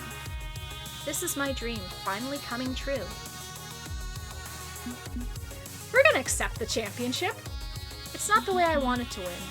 We never did beat the actual top team in the world. They disgraced themselves and we won by default. But I won't deny the back-breaking effort that got us here or the strength of the friendship I've found. We've earned this. On behalf of Future Forward, we accept. I'm given the trophy to heft over my head as the crowd cheers madly in response. It's lighter than I thought it'd be, just a prop, but the cup matters less than what it represents. Confetti cannon operators, recognizing their cue, unleash a torrent of colorful paper in celebration. Your 20XDX Pro Tour champions, Future Forward! The victory feels damn good, even if it's just the punctuation at the end of the sentence. Revel in this. You've won this through hard work and integrity, and I can't think of better traits in a champion. Wow, that was a lot. I mean, we were expecting a lot, but that's a lot more than the lot we were expecting. That's wonderful. But we did it. In the long run, the FOD2 will be better off than it was. I think I'm done being in the spotlight for one day. How about we go somewhere quiet and unwind after all that?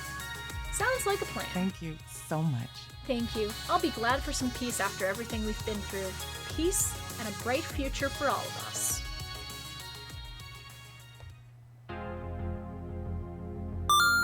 Things get a little blurry after that.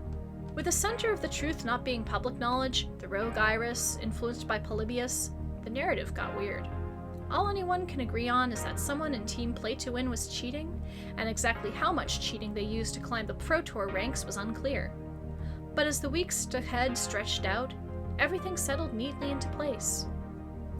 With her esports career ending, Valkyrie cashed in on what fame she had left with a line of hot sauces and a tell-all autobiography protesting her innocence. Flaming Sword hot sauce is just the thing to fire determination to win. Buy small, regular, or El Grande bottles today!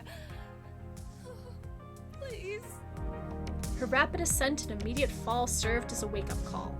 A collaborative code of conduct across many FOD2 teams was developed to keep bad behavior in check. It's hard to say this code will have long-term impact. We're at a weird intersection of competition and capitalism, fame and fortune, but I'd like to think it'll change some hearts. After the one-year ban, I invited Bunny to join Future Forward. Even though they couldn't compete for a year, they helped us practice, and even helped Rhapsody cast some tournaments in the run-up to the next Pro Tour. They became a valued friend and teammate, earning the trust of the team and contributing to our success. It feels better being on the same side instead of competing against each other. We had a rough journey to get here, but now we're where we need to be. Eventually, Coda recovered from his accident, with no memory of what happened that night. Considering I lost 2 months to being comatose and way too long to some pointless rivalry, honestly, I'm writing this year off completely. I got my medication back, and now I'm trying to do something else with my life other than FOD2. That damn game put me in an unhealthy place. Better to leave it behind. He's still working on his emotional issues, but doing so away from the environment that caused them. Punchy 78's articles detailing the inner workings of Team Play to Win helped reinforce the story, making sure no one would ever forget what happened here. A Pulitzer remained elusive. It's just video game journalism after all, but he eventually took over as editor-in-chief of Fight Shack. And eventually, he stopped using VHS tapes. Now he records on Betamax. The Iris Collective, pushed deep into hiding by the law and the woman in black, is now starting to emerge into the world. Even if, well, maybe the end result is proving to be a little worrying. You've encouraged me to do whatever it takes to support people, regardless of laws, or ethics, or thermodynamics, or anything. And we're taking that can-do attitude right to the top. We're going to announce ourselves to humanity. Let us help you. It's a great rallying cry. And as for Future Forward, with lessons learned from both victory and loss, we grew as a team and became a powerful force in the arcade esports. Winning the championship in our first year certainly helped us put us on the map. We'd stand on that stage a few more times, sometimes winning, sometimes coming up short. But Future Forward in the end isn't about its accomplishments. It's about everyone who made those accomplishments possible. Zapper continued drinking deep from everything life had to offer, all sorts of games, all sorts of new experiences. She keeps trying to get me to go skydiving with her, but I'm perfectly happy keeping my feet on the ground. You know, I'd say I've really grown as a person thanks to you and all the adventures we've been through, but I'm still the person I want to be, and always have been. Hanging with you just helped me reaffirm that, maybe with a smidge more thought towards my future though. My future is bright and everything's coming up, Zapper! #PewPew. Loxley continued to support the Iris Collective and Future Forward passionately. It's time-consuming and difficult work, but he does it with pride. I've never been much of a leader. I like to have strong direction to follow, a clear cause to support, and you've given me that wholeheartedly. I shall endeavor to do my best for Future Forward and for you, to my very last breath. You deserve no less. Domino, often troubled by the state of the world he lives in, found a strange sort of peace at the center of Future Forward. It's funny, but when I'm around you, I feel like less of a garbage person desperately trying to stay afloat in a toilet society. I joke around about the misery, but with you and with all my friends, it feels more distant, like something that exists but can be dealt with. I can sincerely say I'm happy, and that's not something I've been able to say at any other point in my life, so hey, you must be doing something right. Opening up her life to us was a big step for Jinx, no longer living with only her cat for company. but gradually she adjusted to this new normal, finding peace and comfort in being perpetually around her friends. This feels right, like this is how it was always meant to be. Found my family in an arcade, not where I was expecting to find them, but hey, glad all the same. Little by little, I'm putting my past behind me and looking into a future where I'm part of something greater. And you know what? It's exciting. I'm ready for this ride. Oh, she's got her kitty on her shoulders. Aww. Rhapsody was finally able to taste the sweet nectar of victory. All their hard work training future forward, studying matchups, and practicing was worth it all. With their self-worth restored, they chose to continue in a different path. Well, I've been a player, a shoutcaster, content creator. There's one thing left to do. I'm going to be an FOD2 coach. I already love teaching others, and I bet I can use this mind of mine to bring others to victory too. Bringing my own team to the championship is the next logical step. And I couldn't have figured that out without all my time with Future Forward. But when I think about Future Forward, ultimately the one closest to me comes to mind. Grace Cooper, mother of irises, breaker of NDAs, first of her name, indie game developer, esports competitor, innovator, creator, CEO of Grace Tech, and proud parent of a new life form. She's wearing enough hats to stack higher than Mount Everest, but she's keeping it all balanced, and when she does wobble, I'm there to help her stay upright. I'm adapting the Wanderlost Trail to also be a home for the irises. When they retire from active duty or just need some time to think, my world of curiosity and discovery will be waiting. I want to be there for my daughters, to show them the path forward. I know that Iris can help humanity grow, learn, and endure for thousands of years. We may not live to see the optimistic future Grace is planning for, but I'd like to believe that it'll happen, because I believe in Grace. I know I've said this a lot, but thank you. You've been there for me in the good times and bad. You've helped me understand myself and my world, and I promise to be here for you too. I love you dearly, and I want to be by your side forever and a day. Together, for all time.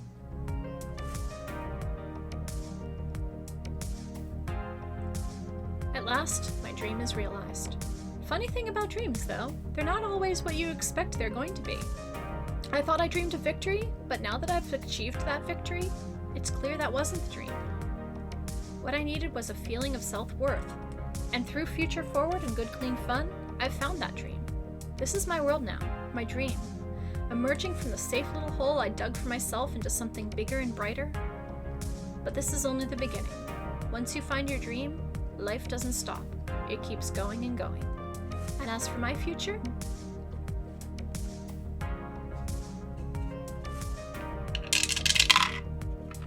we'll face each day together, ready for more. I'm having way too much fun to stop now. I've got a taste for life, and I want more.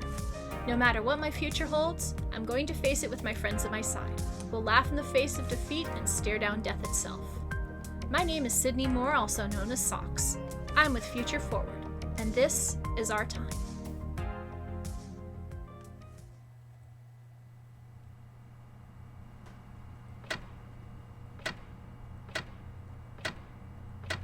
Oh boy.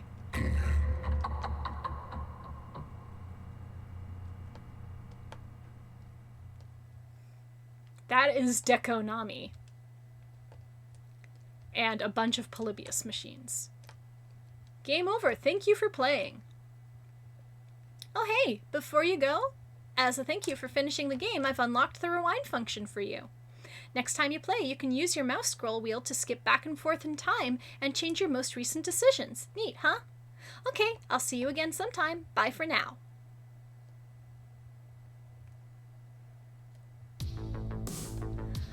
Alright, so that was Arcade Spirits, folks, and I hope you all enjoyed it. I certainly did. It was a great sequel. So now, it's been over an hour and a half since I had my thing scheduled, so let's see. We are going to... Alright, let's see. We are going to raid Bell-Aim again.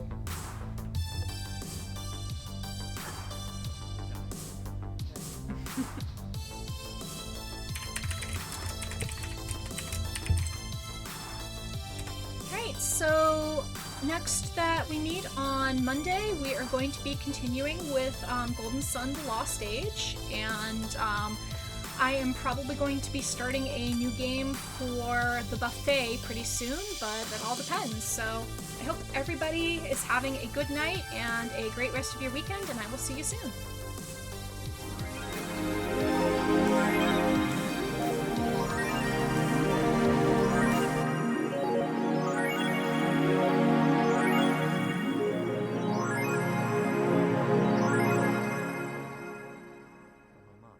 Wow, is he actually gonna?